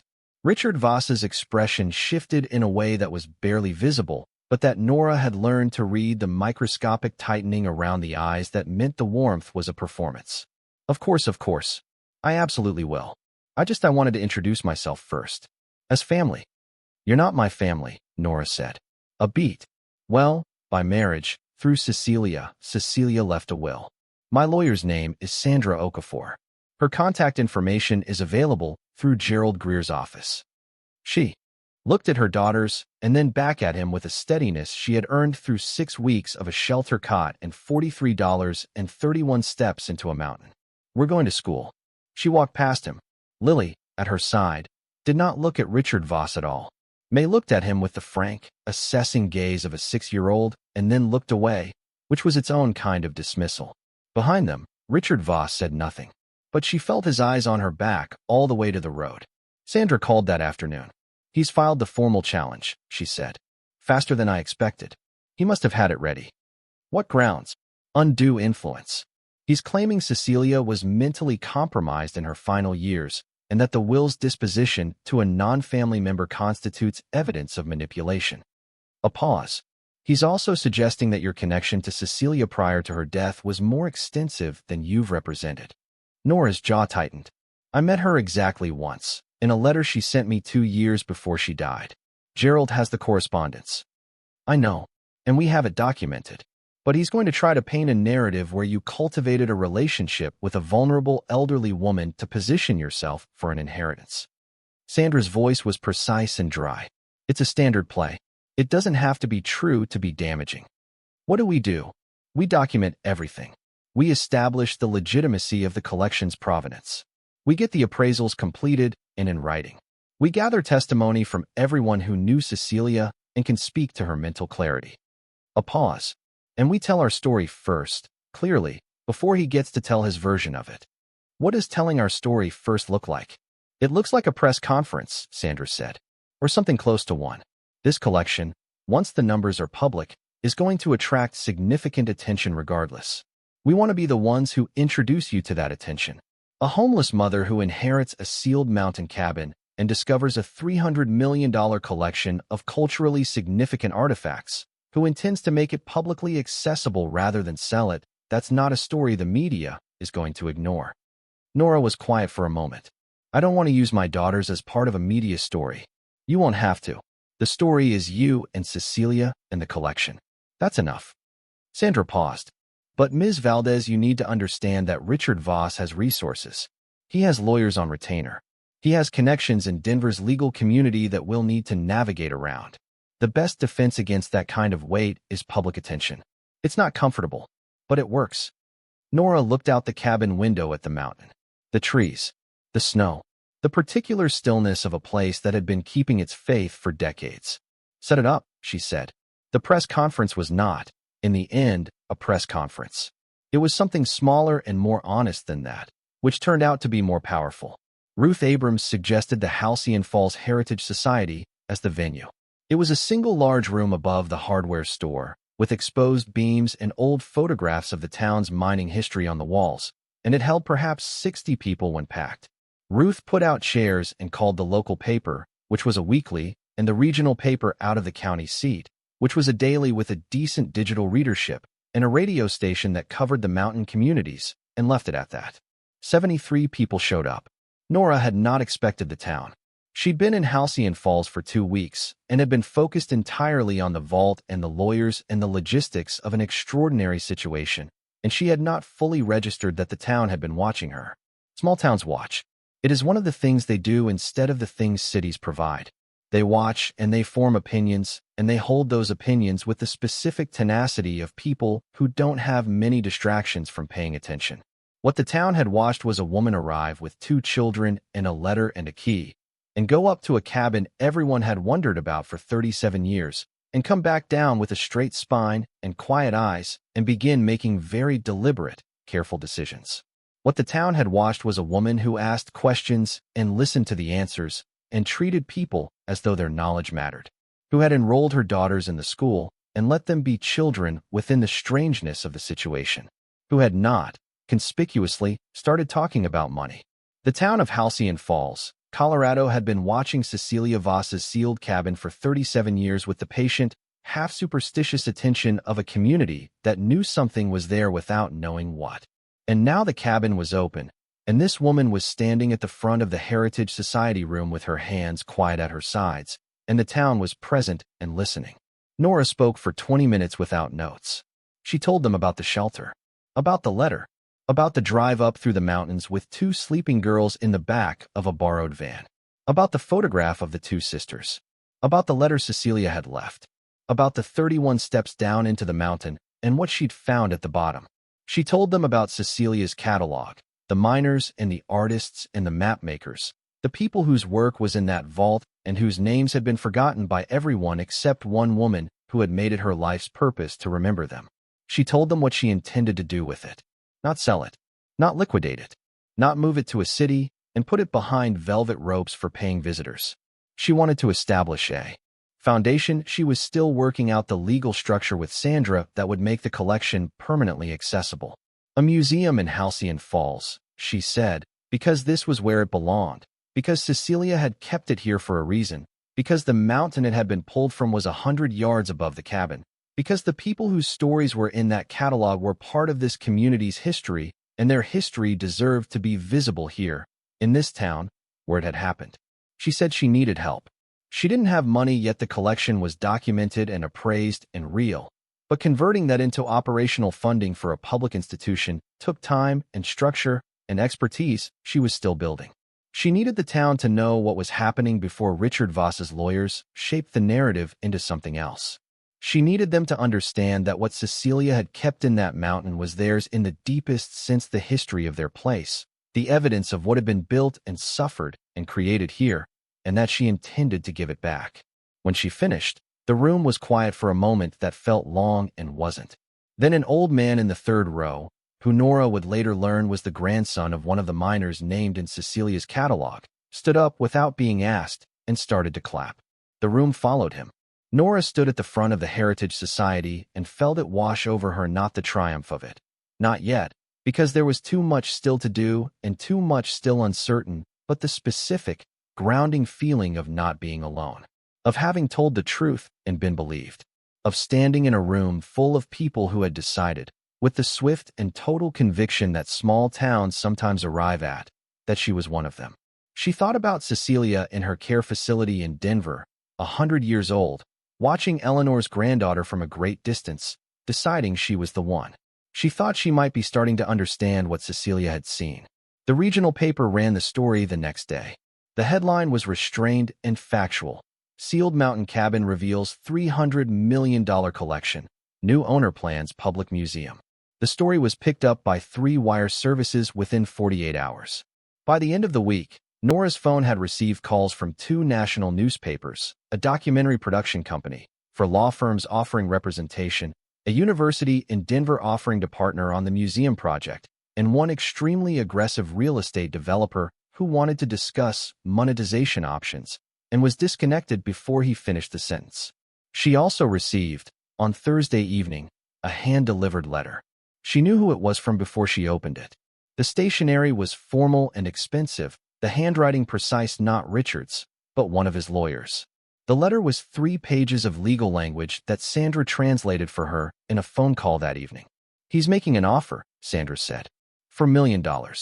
He wants you to accept it, relinquish all claim to the estate, and agree to a gag order preventing you from publicly discussing the collection or the circumstances of the inheritance."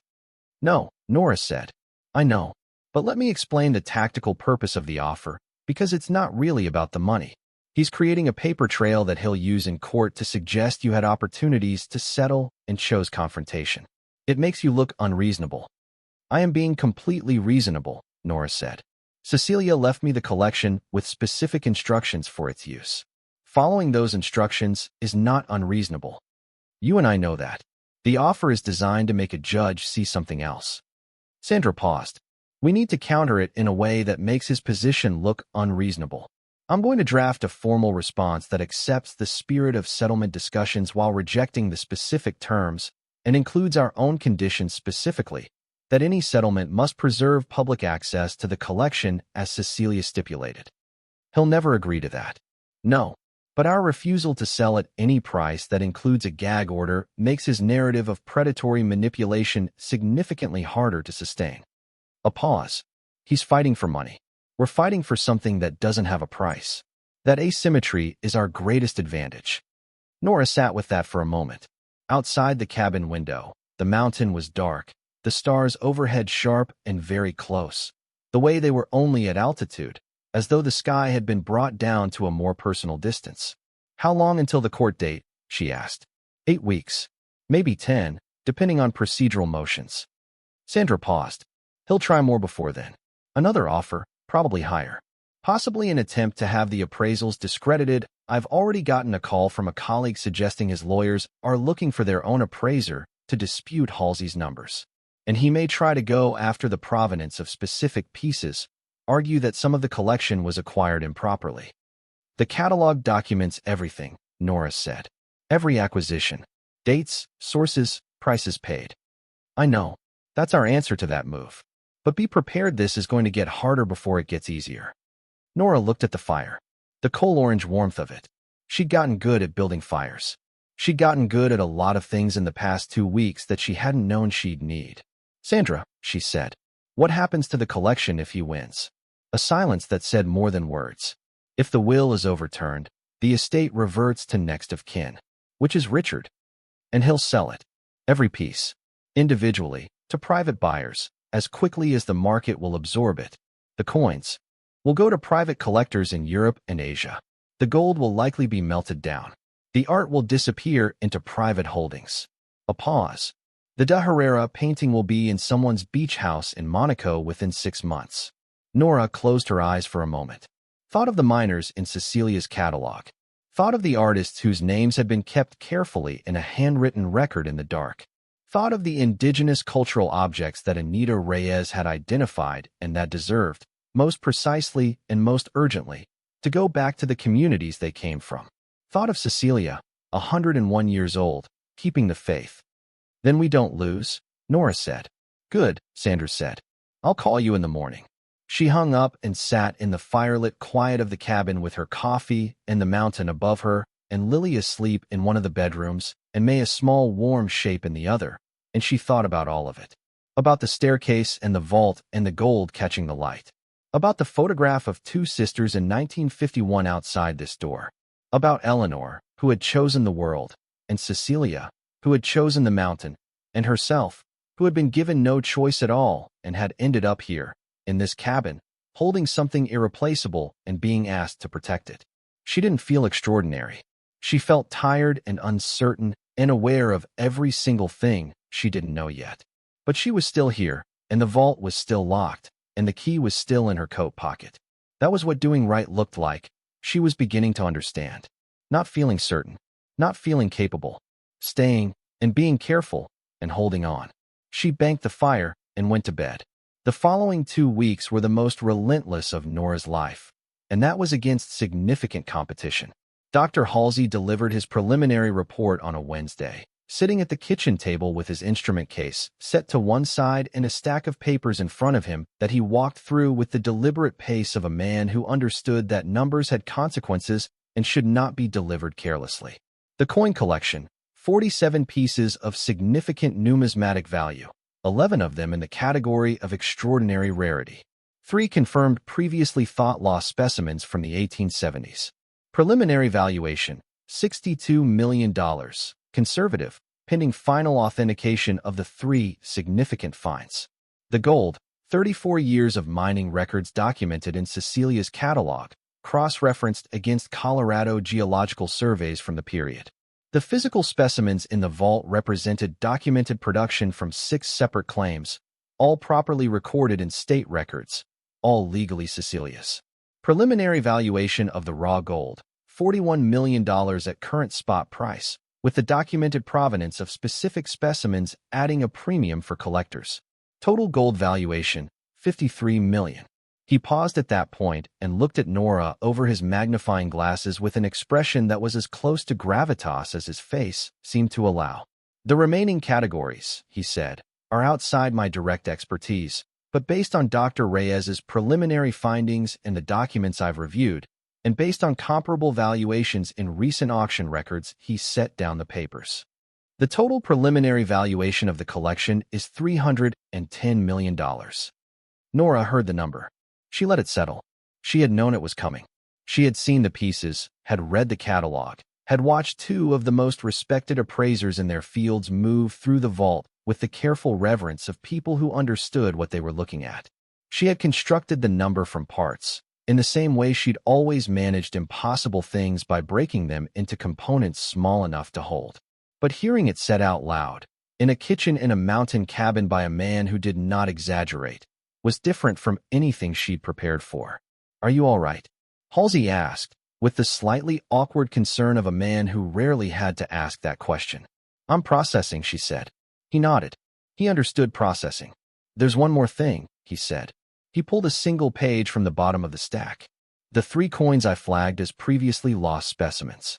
I've been in correspondence with the Smithsonian's numismatic department about one of them." He looked at the page. "They've been aware of the specimen I'm referring to for 80 years.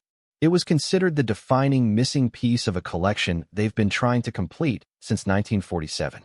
He looked at Nora. They would very much like to discuss acquisition. Nora straightened. "Public acquisition? For display?" "The Smithsonian is a public institution." "Yes."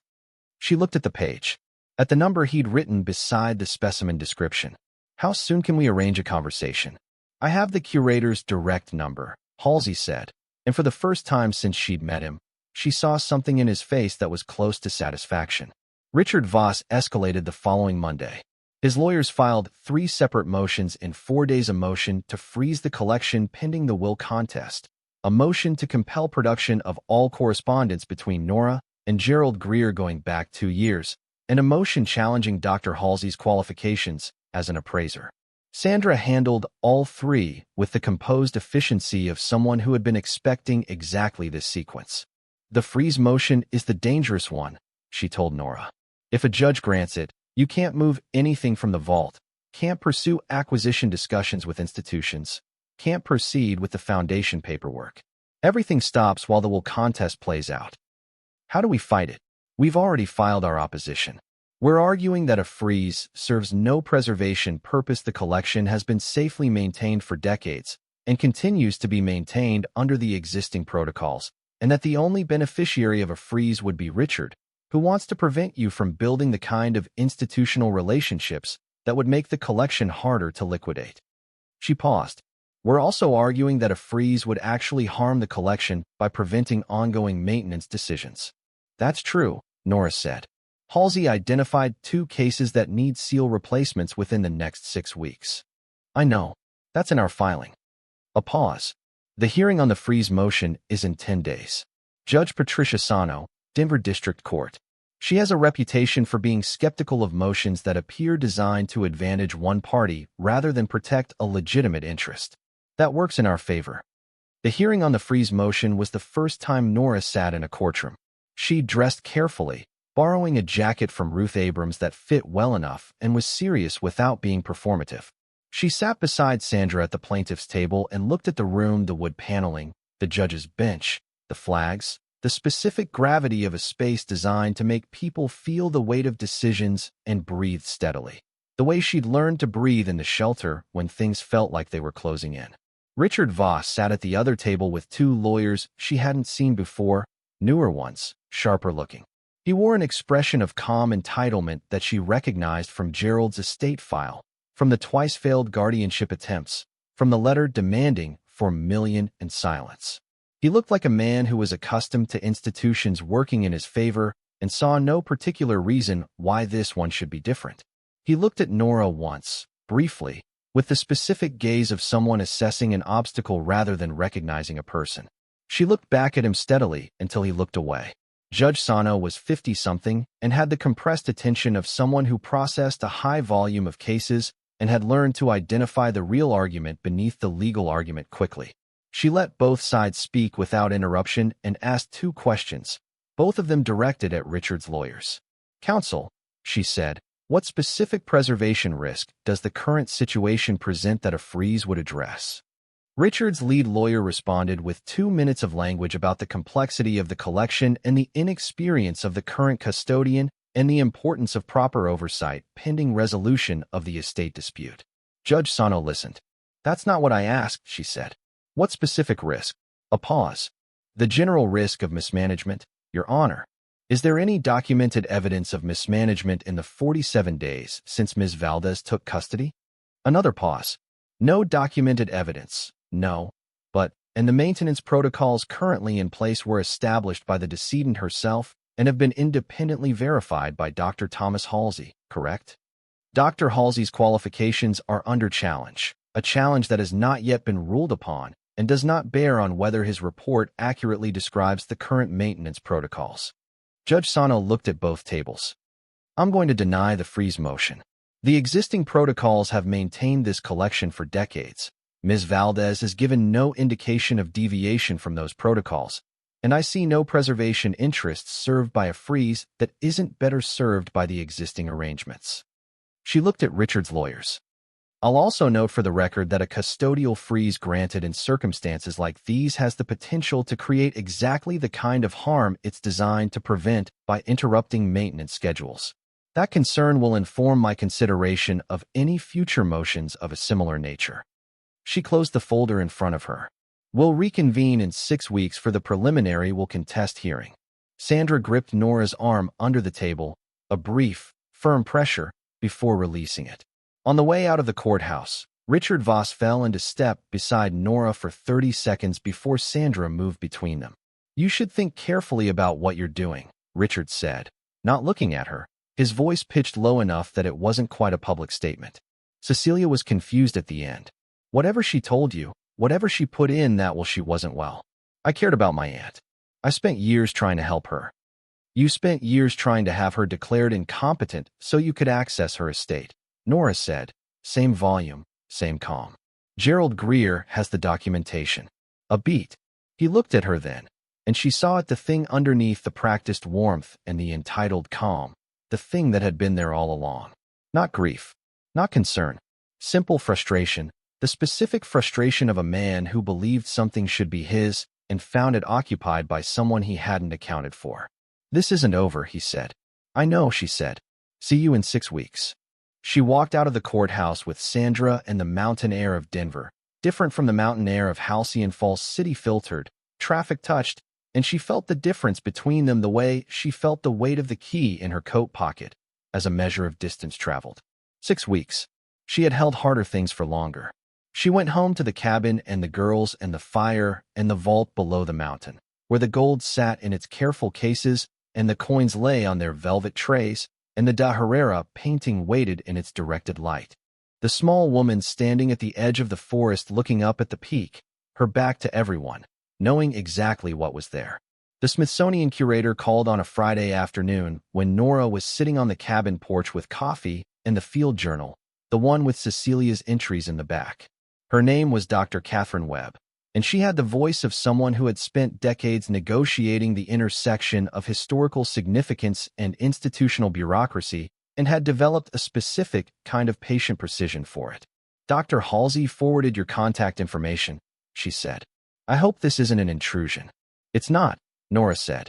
Tell me about the coin. Dr. Webb told her about the coin. She told her about the 1947 acquisition effort that had failed, about the series it belonged to, about the 80 years of documentation that placed it as definitively missing from the national collection. She told her about the exhibit it would complete, the educational programming it would enable, the scholars who had written dissertations about its absence. Nora listened to all of it. What would acquisition look like? She asked, when Dr. Webb had finished. Fair market value, which based on Dr. Halsey's preliminary figures would be in the range of, I'm not selling it, Nora said. Not that coin, not anything in the collection. But I'm interested in a long-term loan arrangement. The coin stays in the collection, which is going to be housed in a public institution in Halcyon Falls. But if the Smithsonian wants to include it in an exhibit, we can discuss a rotating loan program. She paused, on the condition that the exhibit tells the story of the collection's provenance. Where it came from, who found it, how it ended up in a mountain vault in Colorado. A silence. Then, that's not the arrangement we typically, I know, but it's the right arrangement for this coin. Nora looked out at the mountain. The man who found it worked a claim called the Ridgeline No. 3 from 1887 to 1891. His name was James Two Bears. He was Ute. He found the coin in a collapsed section of the claim in 1889, and he brought it to Cecilia's grandfather because he thought it was unusual, and he was right. He sold it for $2 because that's what he needed that day. She paused. His name should be in the exhibit, Dr. Webb. If the Smithsonian wants the coin, James Two Bears' name is part of the arrangement. Another silence, longer. I'll need to discuss that with our curatorial team, Dr. Webb said slowly. But, a pause that contained something she was choosing how to say. I think we can make that work. Nora nodded, even though no one could see her. Good, she said. I look forward to continuing this conversation. She hung up and looked at the mountain and thought about James Two Bears and his $2 and his coin in the dark of the vault for 130 years, waiting for someone who would say his name out loud in a context that honored it. Then she went inside to make dinner, because the girls would be home in 20 minutes and May had been promised spaghetti, and a promise to a 6-year-old was the most binding contract in existence. The week before the preliminary will contest hearing, Richard Voss made his final informal approach. He sent an intermediary, this time not a lawyer, a woman who introduced herself as a family friend, who appeared at the bottom of Ridgeline Road on a Tuesday morning with an envelope in a manner designed to project reasonableness. The envelope contained an offer of $14 million and no gag order. The letter was carefully worded, acknowledging the collection's cultural significance and expressing Richard's sincere hope that a portion could be made publicly accessible after a proper and orderly transfer of the estate to family ownership. Nora read it on the porch. She handed it back to the woman in the envelope. Tell Mr. Voss that the answer is no, she said, and that I prefer he stop sending people to my property. The woman looked at her with something that was almost genuine, not the performed reasonableness, but actual curiosity. You understand what you're walking away from, she said. It wasn't quite a question. I understand exactly what I'm walking away from, Nora said. I also understand what I'd be walking away from if I said yes. That's the calculation. She looked at the mountain. The collection is worth $310 million, and it's going to be seen by every person who wants to see it, for free, for as long as the foundation operates. No amount of money changes the value of that. The woman was quiet for a moment. Then, unexpectedly, she said, For what it's worth, Cecilia was right about you. Nora looked at her sharply. The woman's expression shifted. I knew her. Years ago, before she went to the facility. She talked about her grandniece's daughter sometimes. Not often, But when she did, she stopped. She was very certain. Nora's throat tightened. "You should tell Mr. Voss that certainty is genetic," she said. The woman almost smiled. She left without the envelope. Nora stood on the porch for a long time after, looking at nothing in particular, thinking about the specific architecture of faith. About Cecilia, building a collection for 70 years on the faith that someone would eventually understand what it was for. About Eleanor, who had lost her faith in the mountain and gone to the world. About herself, who had found the mountain by accident and was beginning to understand that accidents were sometimes the most deliberate things that happened to you. She went inside. She sat at Cecilia's desk in the corner of the main room, opened her notebook, and wrote for an hour the Foundation's mission statement, which she'd been drafting and revising for 2 weeks, and which was beginning to resolve itself into something that felt true. The Valdez Foundation, she wrote at the top of the page. In trust for the history of this mountain, and for everyone who built something here that the world failed to remember. She looked at it for a moment, changed Valdez to Voss. Cecilia had carried this longer. She had earned the name on the door. Then she went to pick up her daughters from school, because the court date was 5 days away and the mountain would still be there when she got back, and Lily had apparently had a disagreement with someone about the correct interpretation of a math problem that required parental consultation, and May had, according to her teacher's note, taught the class hamster biscuit to respond to its name. And both of these things were more immediately real than anything a court would decide. She walked down Ridgeline Road in the late afternoon light, the mountain casting its long shadow over the snow, the pines holding their stillness, the air tasting of cold and altitude, and something she had no word for, but had begun to recognize. It tasted like belonging. She was going to fight in that courtroom in 5 days, and she was going to win, and the vault was going to open to the world, and the names of the people in Cecilia's catalog were going to be spoken aloud in rooms full of light. She was as certain of that as she'd ever been certain of anything. She turned left at the road and walked toward the school, her hands in her coat pockets, the compass rose key warm against her palm, and she did not look back at the mountain because she didn't need to. She knew it was there. That night, after the girls were in bed and the cabin was quiet, Nora sat in front of the banked fire and opened Cecilia's catalog to the final page, the one she'd read a dozen times now, but kept returning to, the way you return to something that is still in the process of becoming fully understood.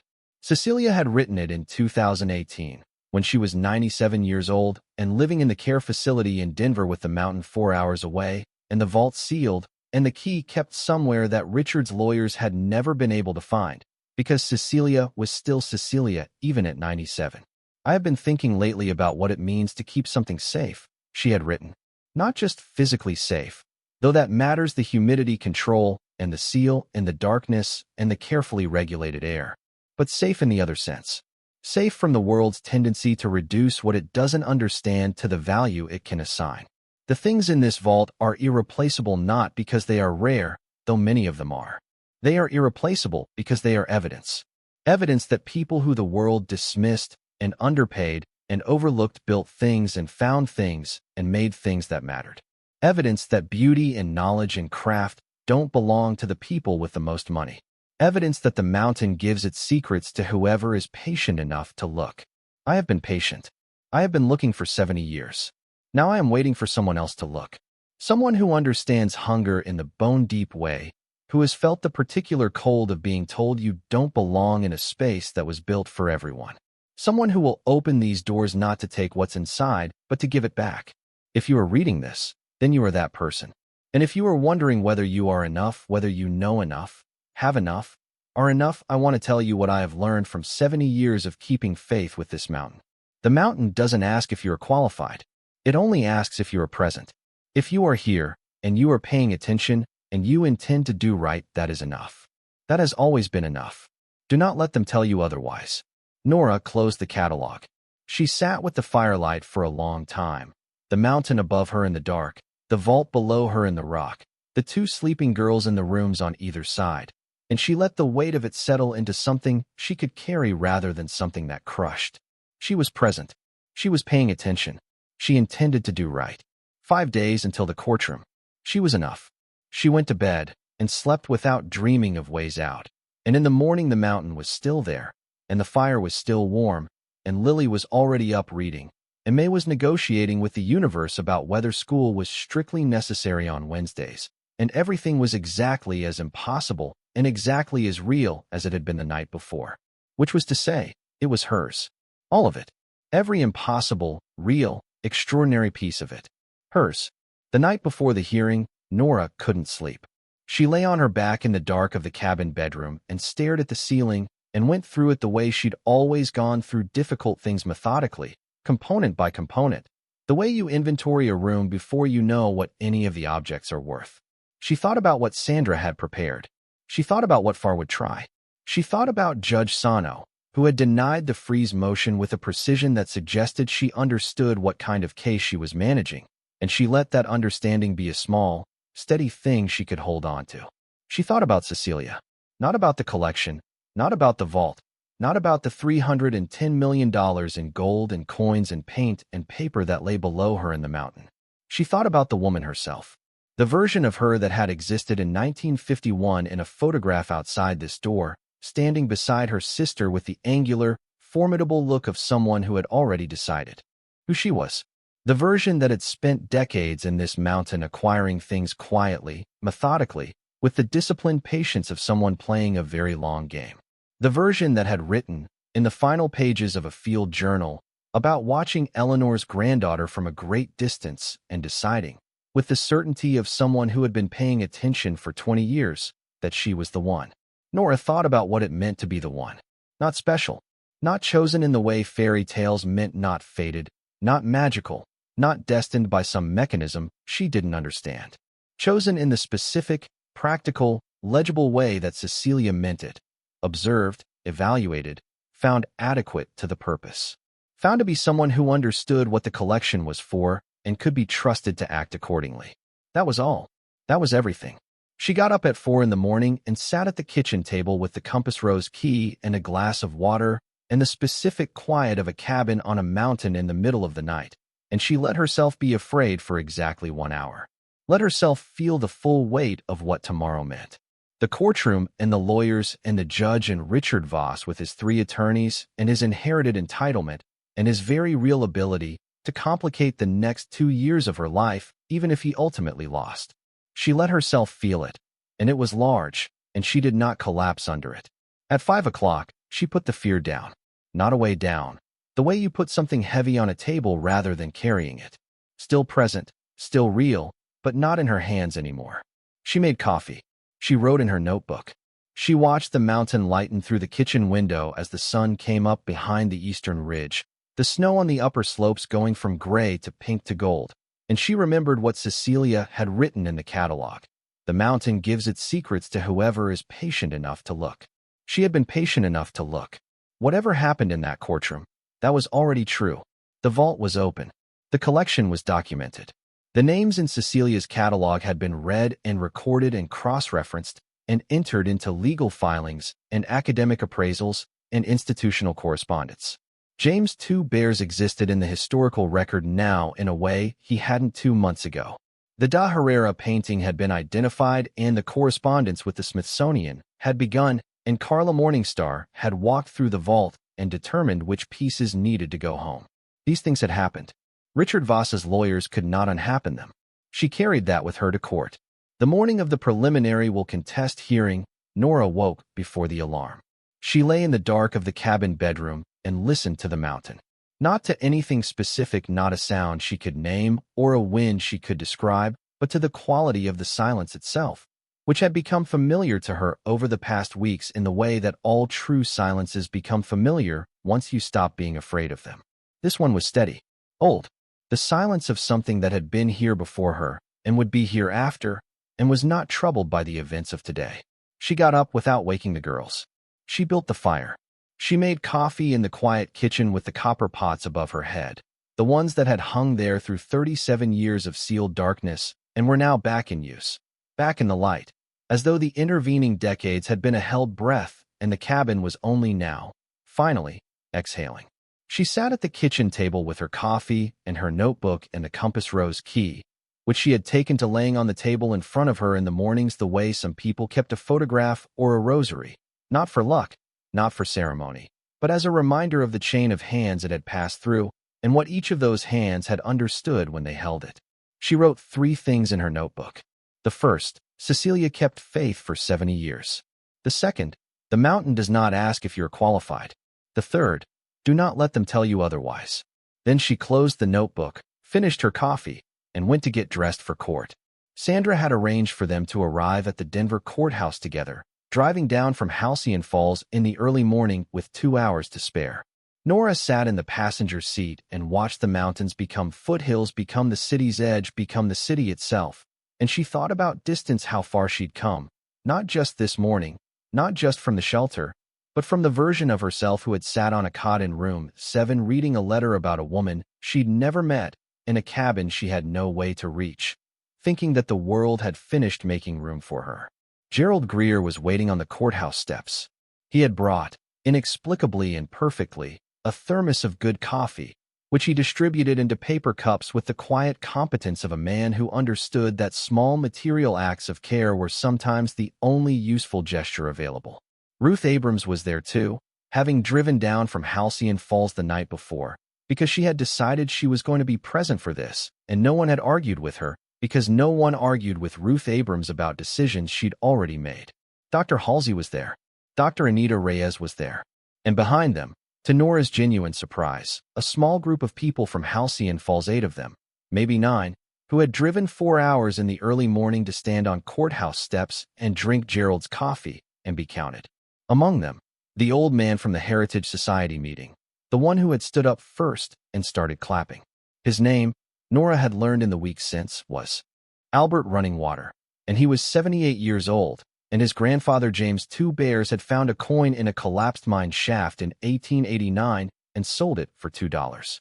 He caught her eye across the group and nodded once. Steady. Certain. She nodded back. Sandra appeared at her elbow. Ready? She said. Yes, Nora said. And she was. The courtroom was larger than the one where the freeze motion had been heard.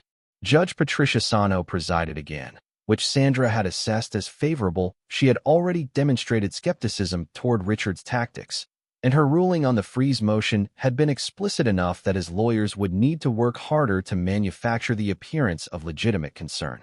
Richard Voss sat at the plaintiff's table with 3 lawyers now, a configuration that announced the escalation of his investment. He was dressed more formally than before, the entitled warmth of his public manner dialed back to something more appropriate for a room where a judge could see his face. He did not look at Nora when she sat down. He looked at the papers in front of him, which was a choice she recognized, the deliberate performance of not looking, the studied absence of acknowledgement designed to communicate that she was beneath his attention. She had learned, over the past weeks, that this was what people did when they were afraid of you. Judge Sano opened the proceedings with a brief statement outlining the scope of the hearing, a preliminary evaluation of the will contest's grounds, to determine whether the challenge had sufficient merit to proceed to full trial. She noted that she had reviewed both parties' pre-hearing submissions and had several questions she intended to ask of both sides. Richard's lead counsel, a man named Douglas Farr who had the mannered precision of someone who had been expensive for a long time, opened with a summary of their challenge. Cecilia Voss, he argued, had been a woman of compromised mental capacity in her final years. The will's disposition of an estate worth hundreds of millions of dollars to a woman Cecilia had never met, had known of only through correspondence, constituted, at minimum, a disposition that warranted judicial scrutiny. He presented 3 psychiatric opinions, all from professionals who had never met Cecilia, all evaluating her mental state from records and case notes. He presented financial records showing the magnitude of the estate. He presented the family connection, however attenuated, between Richard Voss and the decedent. Then he said the thing Nora had been waiting for, the thing Sandra had warned her was coming. Your Honor, we have evidence that Ms. Valdez engaged in a deliberate and sustained effort to cultivate Cecilia Voss's trust and affection over a period of years prior to Miss Voss's death, specifically for the purpose of positioning herself as a beneficiary. Sandra was on her feet before he finished the sentence. Your Honor, I'll hear the basis for this claim, Mr. Farr, Judge Sano said, looking at him steadily. Briefly, we have documentation showing regular correspondence between Ms. Valdez and Miss Voss beginning in 2019. Multiple letters over a period of approximately 2 years. Letters in which Ms. Valdez describes her financial difficulties in detail, her children's circumstances, her situation. Letters which we believe constituted a deliberate strategy to elicit sympathy from a vulnerable elderly woman. Judge Sano looked at Nora's table. Ms. Okafor. Sandra stood. Your Honor, we're aware of this claim, and we welcome the opportunity to address it.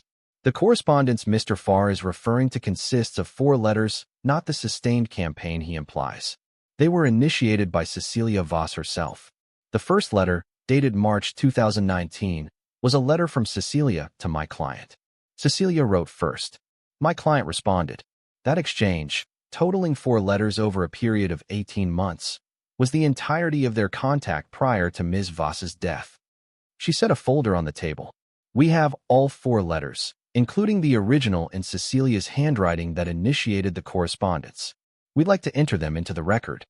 Judge Sano looked at Farr. He shuffled papers without quite looking at the judge.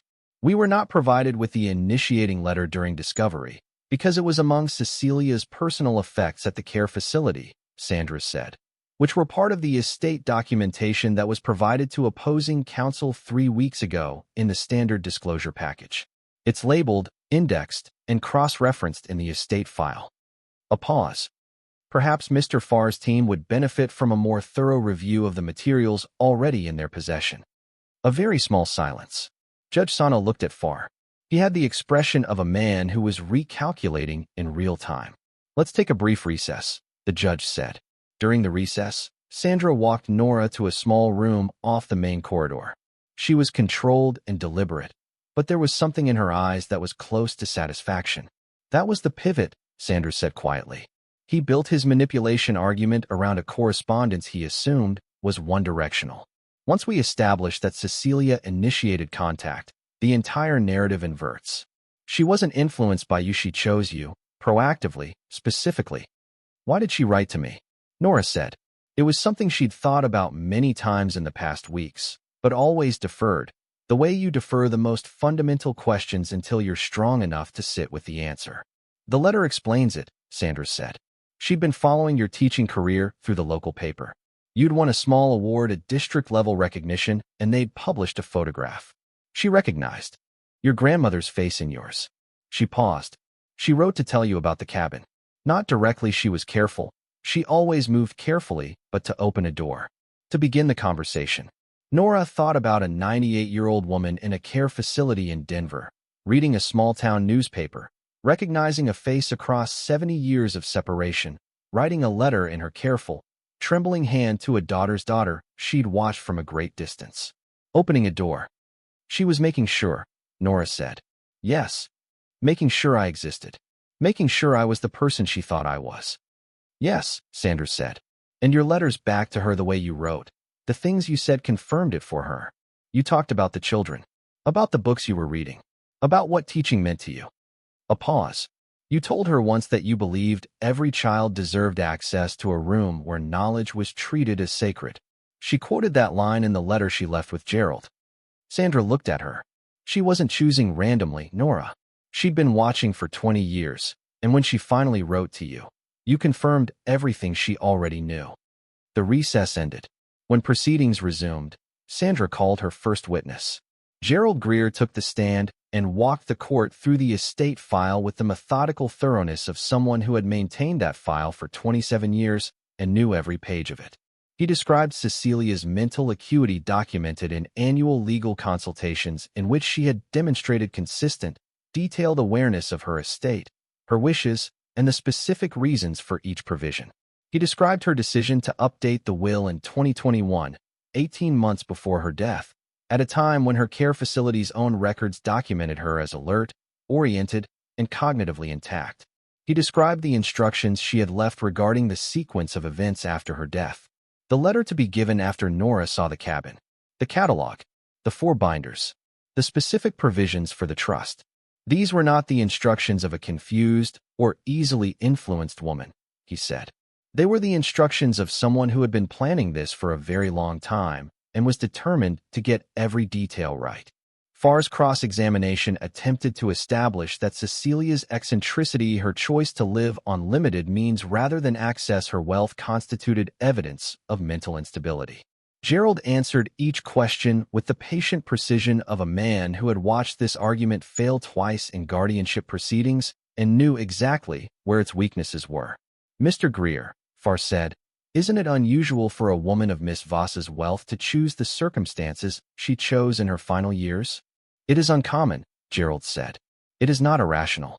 She chose those circumstances deliberately, as a protective measure, to preserve the estate from interference. The wisdom of that choice is evident in the fact that the estate is intact today, exactly as she intended." Dr. Anita Reyes testified about the collection's provenance. She had spent 3 weeks completing her analysis, and her findings had refined the preliminary numbers upward. She walked the court through the documentation with the same precision she brought to her published work. Every piece accounted for, every acquisition recorded, every chain of ownership traceable. She described the de Herrera painting and what its rediscovery meant for the historical record. She described the indigenous cultural objects and the repatriation conversations that Nora had already initiated with 2 tribal nations. Ms. Valdez has been engaged in active dialogue with the relevant communities about the proper handling of these objects since her 2nd week of custody, Anita said, looking at the judge rather than at Farr, who had tried twice to interrupt. "That is not the behavior of someone who views this collection as a personal financial asset. It is the behavior of someone who understands what these objects represent and takes that responsibility seriously." Farr's cross-examination was briefer this time. He asked Anita about her relationship with Nora, attempting to imply a personal alliance that might compromise her objectivity. Anita looked at him with the measured patience of someone who had testified in 14 court cases and was not easily rattled. "I had never met Ms. Valdez before I was engaged to appraise this collection," she said. "My professional assessment is based entirely on the evidence. If Mr. Farr has a specific objection to my methodology, I'm happy to address it." Farr did not have a specific objection. He sat down. Sandra called Albert running water. He walked to the stand with the careful dignity of a man who understood the weight of what he was doing and had decided he was equal to it. He was 78, with a face that recorded its history openly, and he sat down and folded his hands and waited. Sandra asked him to describe his connection to the collection. He spoke for 12 minutes without notes. He talked about his grandfather James Two Bears, and what he knew of the man from family memory, the mining years, the careful work, the coin found in the ridgeline number 3. He talked about what it had meant to his family to learn, through Cecilia's catalog, that the coin's finding had been recorded, that his grandfather's name had been preserved, that someone had thought it worth writing down. "There are people in my family who have been told their whole lives that nothing they did matters," he said. "That what our people built and found and made in this land was not worth remembering. Miss Voss remembered. She wrote it down, and she kept it safe." He looked at his hands for a moment. "And Ms. Valdez read every word of it. She called me. She came to see me before she'd even finished unpacking. She wanted to know about my grandfather, not about the coin about him." He looked up. "That matters. That's not what a person does if they're thinking about money." The courtroom was quiet in a way that was different from the procedural quiet of legal proceedings. It was the quiet of people who had stopped performing attention and were actually paying it. Farr declined to cross-examine Albert running water. Sandra called 2 more witnesses, a woman from the care facility who had interacted with Cecilia regularly in her final years and described her as sharp, humorous, and thoroughly oriented, and Dr. Catherine Webb from the Smithsonian, who testified via video link about the coin acquisition discussions and specifically about Nora's insistence that James Two Bears' name be included in the exhibit. "In my experience," Dr. Webb said, from the screen mounted to the courtroom wall, "people who are primarily motivated by financial gain do not negotiate the terms of institutional loans by insisting on the recognition of a 19th-century Ute miner. That is not standard practice for someone treating a collection as a personal asset." Then Sandra said, "Your Honor, we'd like to call Ms. Valdez to the stand." Nora walked to the witness stand and sat down. She folded her hands in her lap the way she'd seen Albert running water do, and she looked at Sandra, and she breathed. Sandra took her through it carefully and without rush. The shelter, the letter, the drive to Halcyon Falls, the photograph of the 2 sisters. The letter Cecilia had left. She asked about the vault, not about the value, but about the moment, the experience of descending those 31 steps and seeing what was there. What did you feel? Sandra asked. Nora thought about it. The honest answer, not the answer that sounded right. Responsible, she said. Not excited. Not wealthy. Responsible. Like something very important had been handed to me, and the only question that mattered was whether I was going to be worthy of it. And what did you decide? I decided to try to be, she said. That's all anyone can decide. Sandra nodded. Did you, at any point during your interactions with Cecilia Voss, attempt to influence her decisions regarding her estate? No. We wrote 4 letters. She wrote the first one. In mine, I talked about my daughters and my work and what books meant to me. She talked about the mountain and about my grandmother and about the collection. We didn't discuss money or inheritance. I didn't know the vault existed until I opened the trapdoor. If you had known, Sandra said, would it have changed how you wrote to her?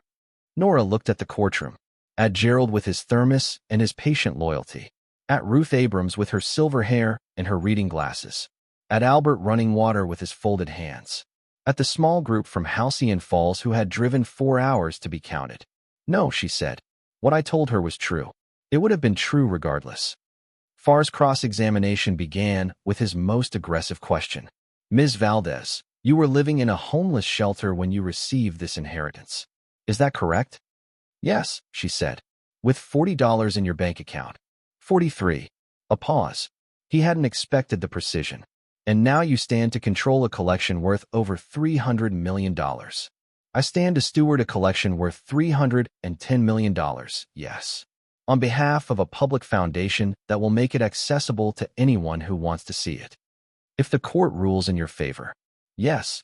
Isn't it possible, he said, in the tone of someone building to a conclusion they've decided on in advance, that a woman in your circumstances without money, without stability, without prospects might be motivated to say whatever was necessary to secure an inheritance of that magnitude?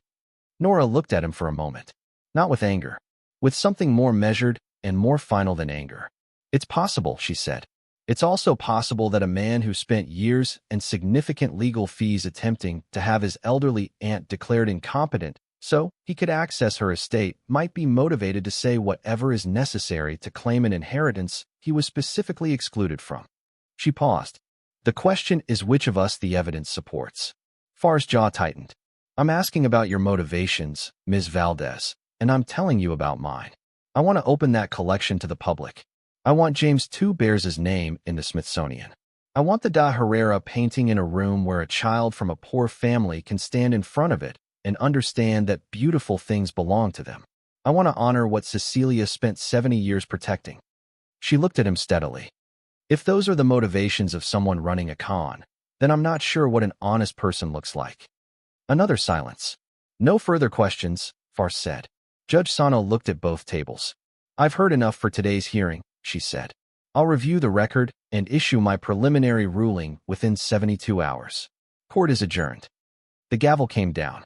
Nora sat very still for a moment. Sandra put a hand on her arm.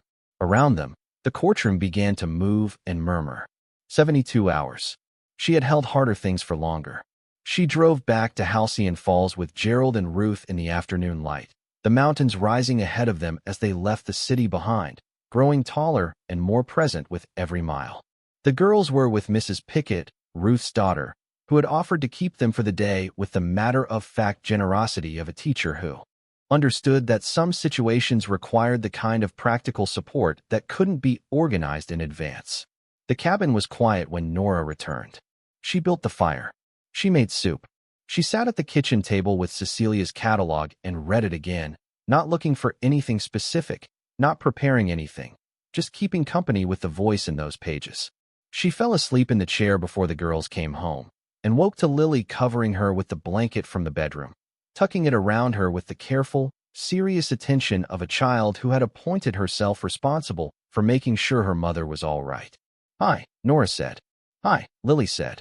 She sat down on the floor beside the chair, the way she'd sat beside her in the shelter, in the van, in every waiting room they'd occupied together over the past year.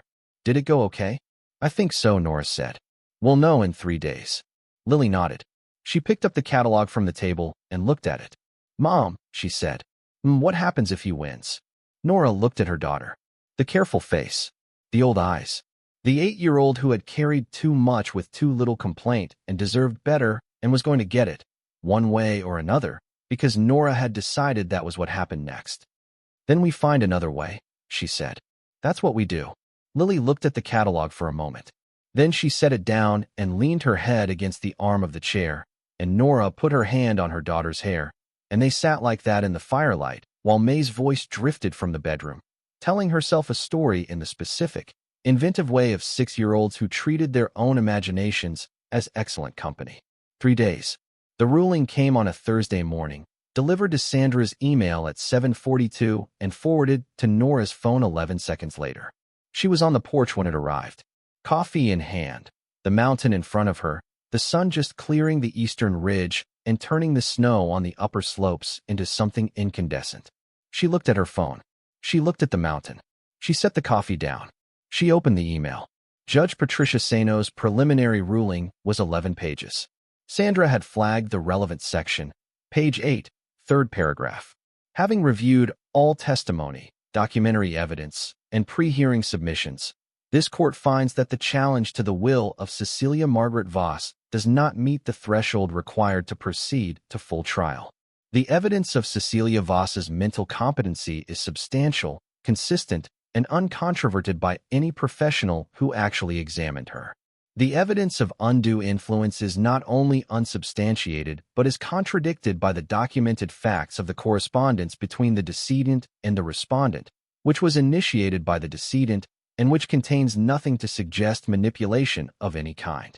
The challenge is dismissed with prejudice.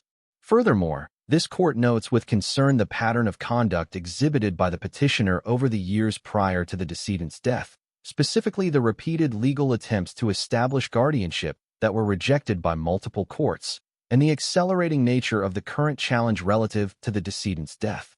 This pattern is consistent with the behavior of a party seeking financial access to an estate rather than a party with legitimate concerns about the decedent's well-being. The will of Cecilia Margaret Voss stands in its entirety. The Voss collection is the legal and sole property of Nora Valdez. Nora read it twice. She set her phone on the porch railing. She looked at the mountain for a long time. Then she went inside, woke her daughters, told them to get dressed, and announced that they were going to have pancakes in town, and she would explain everything over breakfast. May asked if she could have chocolate chips in her pancakes. "Yes," Nora said. "Absolutely yes." And the feeling that came up through her chest when she said it was so large and so simple that she had to press her hand flat against the doorframe for a moment just to stay upright. Sandra called while they were in the car. Her voice had shed its professional compression. What came through the phone was something more personal, warmer, the voice of a woman who had spent a career fighting this kind of battle and did not always win, and was feeling the specific, uncomplicated joy of winning clearly. "It's over," Sandra said. "He can appeal, but on these grounds, with this record, no appeals court is going to overturn Sano's ruling. It's done." "It's done," Nora said. "How do you feel?" Nora looked at the road ahead of her, at the mountains on either side, at Lily in the passenger seat reading something on her phone with her characteristic focused expression, and May in the back already negotiating with the universe about whether chocolate chips counted as a food group. "I feel like Cecilia was right," she said. A pause. "About which part?" "All of it," Nora said. "All of it." The news moved fast. By noon, Sandra had issued a brief statement. By mid-afternoon, the wire services had picked it up. By evening, Nora's phone had received 47 messages from people she'd never met and 7 from people she had.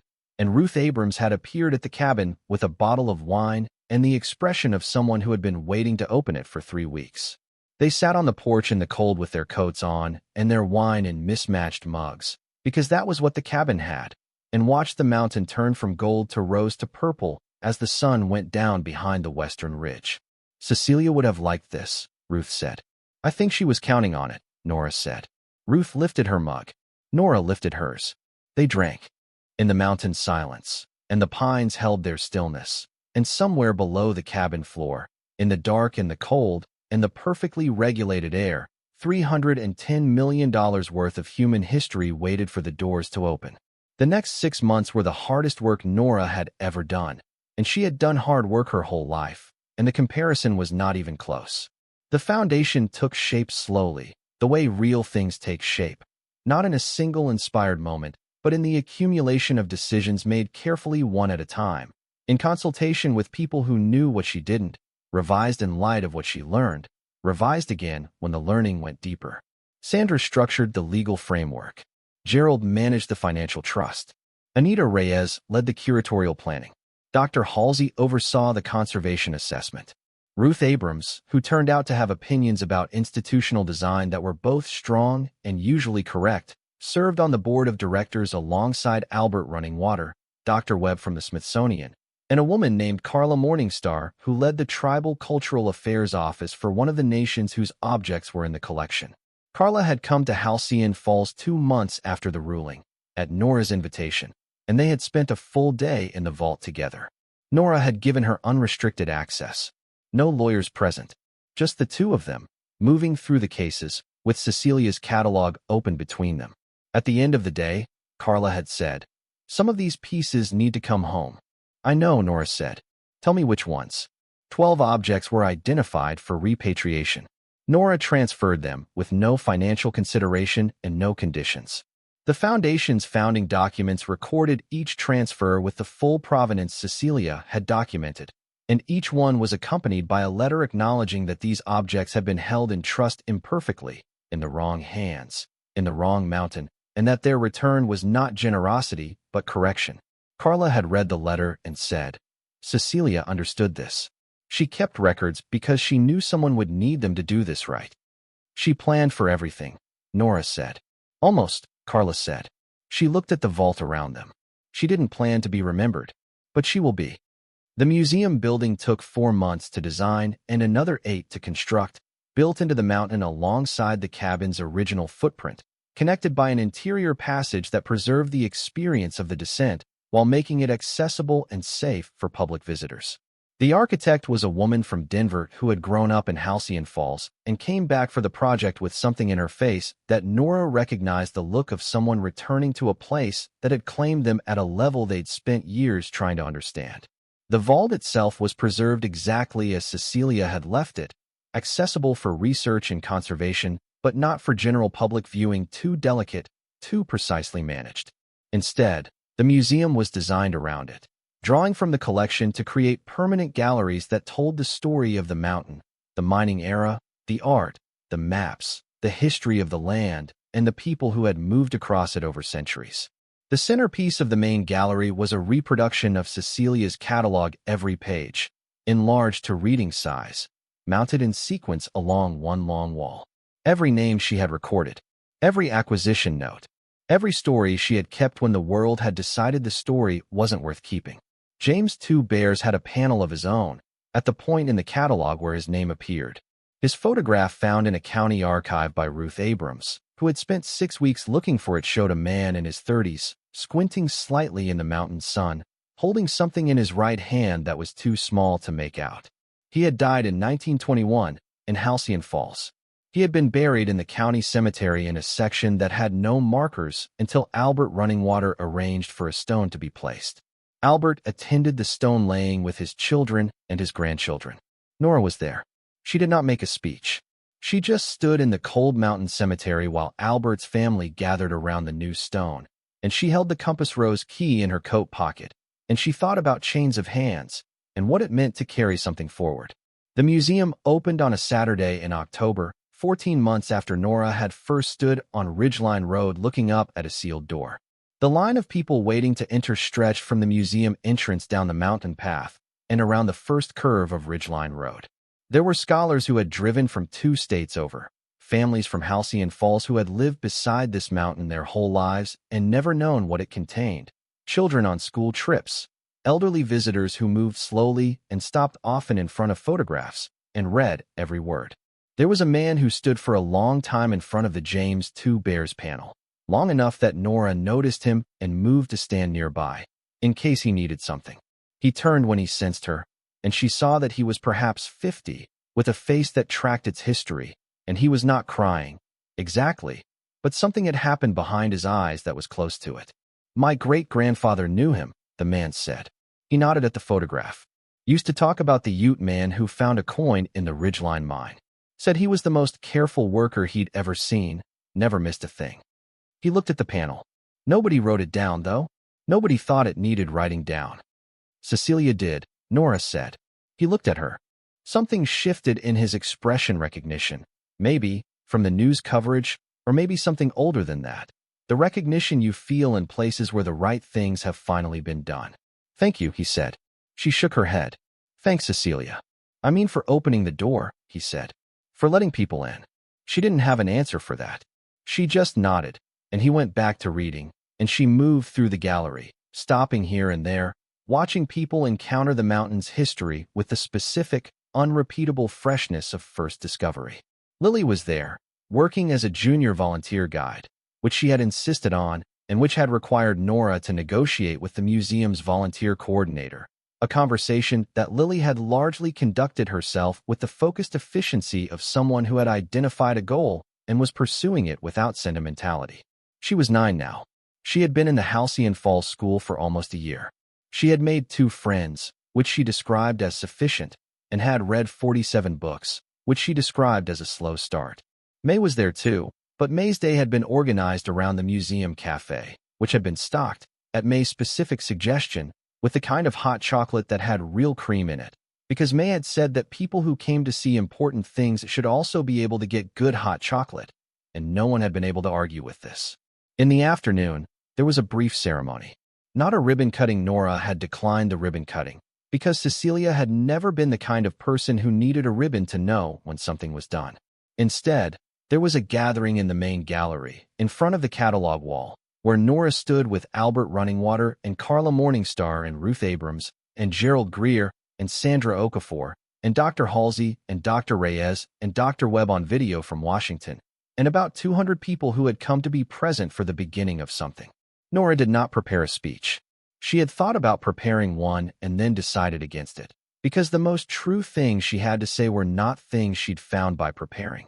They were things she'd found by descending 31 steps into a mountain and letting the weight of what she found settle into her slowly, over months, until she understood what it meant. She said this. Cecilia Voss spent 70 years in this mountain, keeping something safe. She didn't do it because she was wealthy, though she was. She didn't do it because she was powerful, though she could have been. She did it because she believed that the things human beings make and find and preserve belong to all of us, not just the ones with the money to claim them. She paused. She chose me to open the door. I don't know entirely why. I was a teacher, and then I wasn't. I was housed, and then I wasn't. I had $43 in my account when her letter arrived. I was nobody by the world's accounting, and she looked at that accounting and decided it was wrong. She looked at the catalog wall behind her, at the names, at James Two Bears, at the miners and the artists and the map makers and the women who had moved through this mountain, leaving traces that Cecilia had caught and kept. What I've learned, these 14 months, is that the world's accounting is almost always wrong. That the people the world overlooks are usually the people who've been paying the most careful attention. That knowledge doesn't belong to the ones who can afford it. It belongs to whoever shows up willing to do the work of understanding it. She looked at the room. This museum exists because a woman I never met believed that, and because 2 little girls needed a reason to hope, and a mountain decided to offer one. She stopped, breathed. Come in, she said. All of it is yours. Albert Runningwater started clapping first, the way he had at the Heritage Society. The room followed him. Later, after the ceremony and the guests and the long, quiet process of the museum settling into its first day, Nora went down to the vault alone. Not for any practical reason. Not to check anything or review anything or manage anything. She went because she wanted to be there, in the place where it had started, in the cool amber light with the cases around her and the mountain above her and the careful silence of things that had been kept well for a very long time. She sat at Cecilia's desk and put the compass rose key on the surface in front of her, the way she put it on the kitchen table in the mornings. She sat with it for a while. She thought about the shelter and the cot and the wolf-shaped water stain and the $43. She thought about the letter on cheap paper from a law office in Halcyon Falls. She thought about the drive up through the mountains with 2 sleeping girls in the borrowed van and the first sight of the cabin through the trees and the photograph of the two sisters in 1951 and the first breath of air from the open trapdoor. She thought about 31 steps and what waited at the bottom of them. She thought about Cecilia, keeping faith in a care facility in Denver, watching Eleanor's granddaughter from a great distance, deciding she was the one.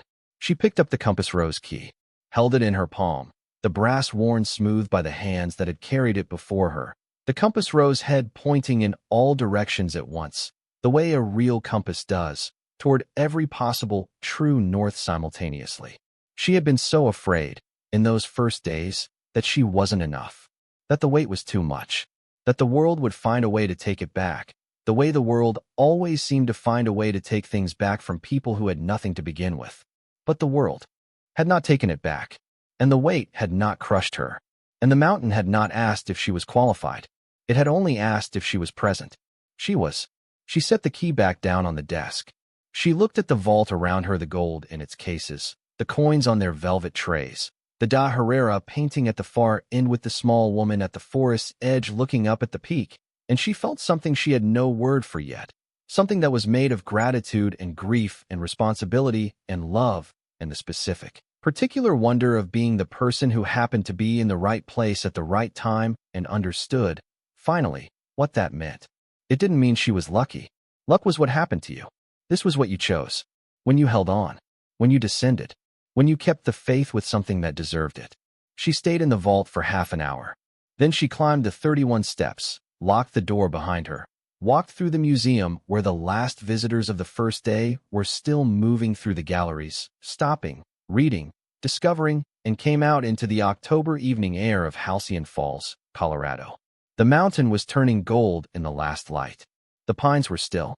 The snow on the upper slopes caught the sun and held it, the way the mountain held everything, with the patient, absolute certainty of something that understood its own permanence. Lily was waiting on the path, backpack on, ready. She had the expression of someone who had completed a day's work to her own satisfaction, which with Lily was the only satisfaction that mattered.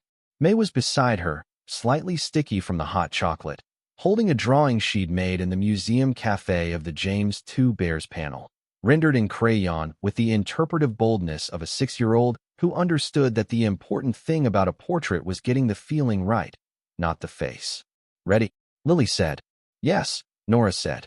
They walked down the mountain path together in the last of the light, the three of them, Nora in the middle and the girls on either side, the way they'd always been, not despite everything, but through it, carrying it with them, the weight of what they'd come through and what they were going toward, the weight of a key and a vault and a name on a panel and a promise made to a woman she'd never met, all of it, lighter than it should have been. Because that was what happened when you stopped running from the weight and started understanding what it was for. It became something you could carry. It became something that carried you. The cabin was warm when they got home, the fire still going from the morning, the copper pots catching the last of the daylight through the window, the bookshelves full of the books that had been there through 37 years of sealed silence, and were still there now, still waiting to be read. May hung her drawing of James Two Bears on the wall beside the door.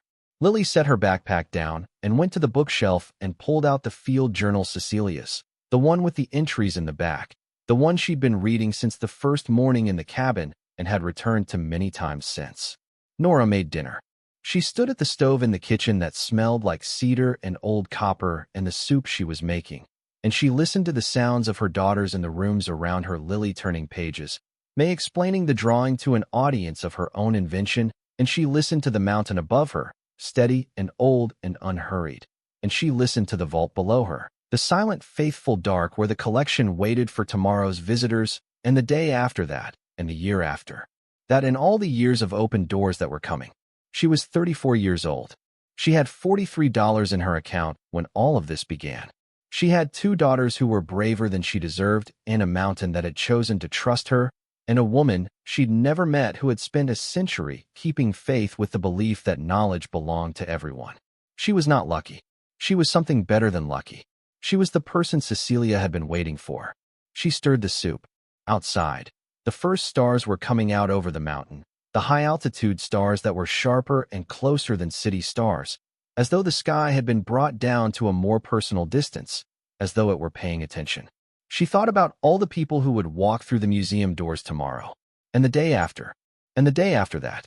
Children from shelters and scholars from universities, and old men who remembered things that deserved to be remembered, and young women who were hungry in the bone-deep way and needed to know that beautiful things could belong to them too. She thought about what it meant to open a door. She thought about Cecilia's words in the final page of the catalog. The mountain gives its secrets to whoever is patient enough to look. She had looked. She had been patient enough not because patience came naturally to her, not because she'd always known how to wait, but because she'd had no choice but to learn, the hard way, in shelters and bus seats and borrowed vans, that the things worth having required you to keep showing up even when showing up felt like the hardest possible thing. She had kept showing up, and the mountain had given her everything. She called the girls for dinner.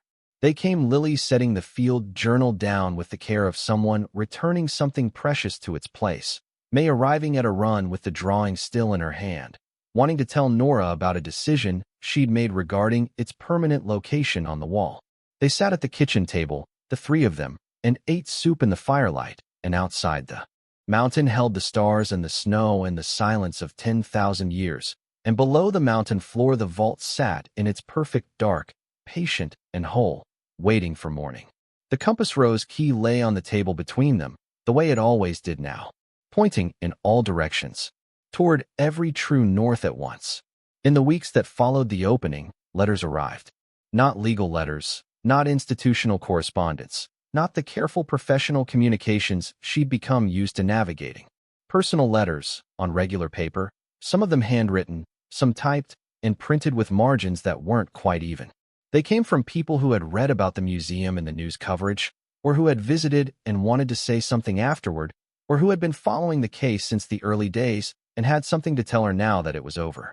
A woman in her 60s who had grown up in poverty wrote to say that she had spent her whole life being told that places with history in them were not for people like her, and that seeing a photograph of the museum interior had made her cry in a way she hadn't expected, and that she was planning to drive up from Denver with her granddaughter in the spring.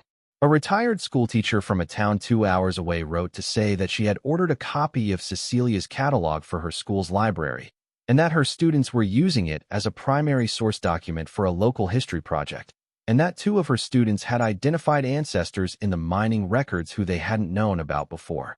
A man wrote to say simply, "My grandmother was Ute. She told me stories about this mountain that I didn't understand when I was young. I understand them now. Thank you for keeping what was worth keeping." Nora answered every letter.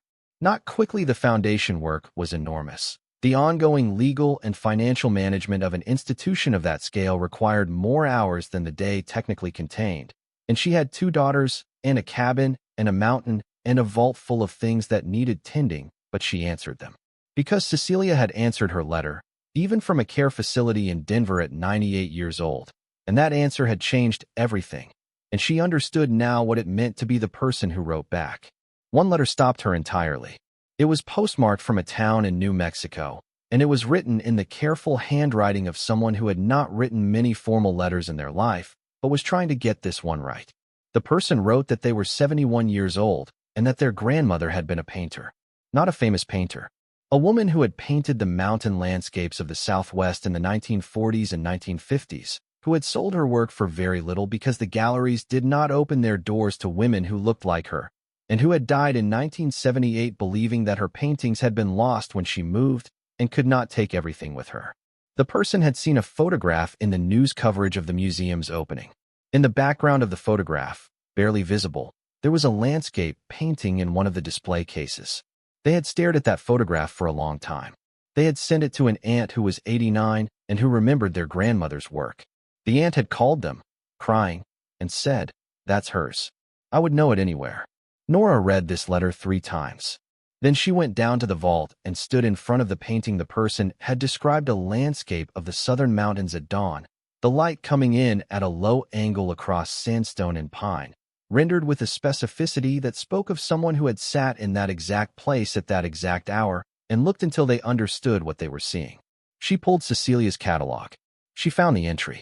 Landscape, possibly New Mexico, and signed. Acquired 1961 from estate of unnamed artist, Southwestern Provenance. The notation was brief, briefer than Cecilia's usual entries, one of the few pieces she hadn't been able to fully document. Unnamed artist. Nora sat with that for a while. Then she wrote back. She told the person what the catalog said. She asked if they had any documentation, photographs, letters, anything that could establish provenance. She invited them to come to the museum and look at the painting in person and bring their 89-year-old aunt if she was able to travel.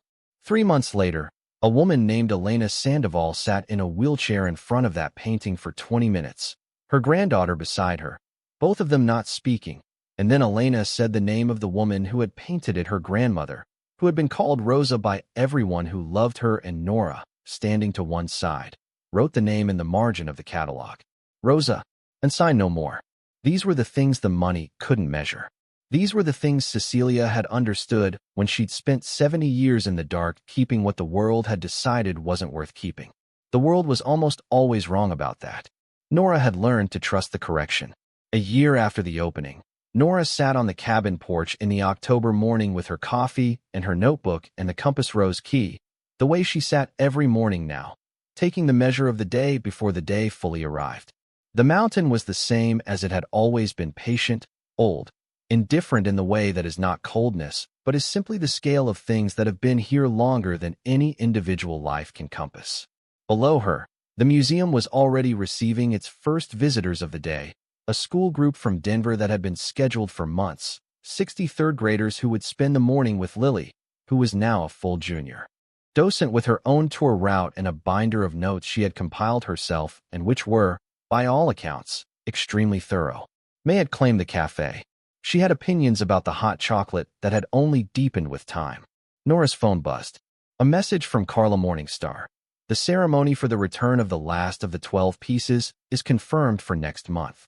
The community is requesting that you attend. She typed back, I'll be there. Thank you for letting me. Another message from Dr. Reyes. The De Herrera catalog entry has been updated to reflect the new attribution research. The museum's name will be in the footnote of every academic paper published about it from this point forward.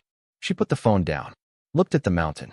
Cecilia's name was in the footnote too, and Rosa the painter, and James Two Bears, and the names of every person the catalog had recorded, which were now in a permanent digital archive that was freely accessible to anyone in the world with an internet connection, because that was what Cecilia had wanted, and that was what Nora had built.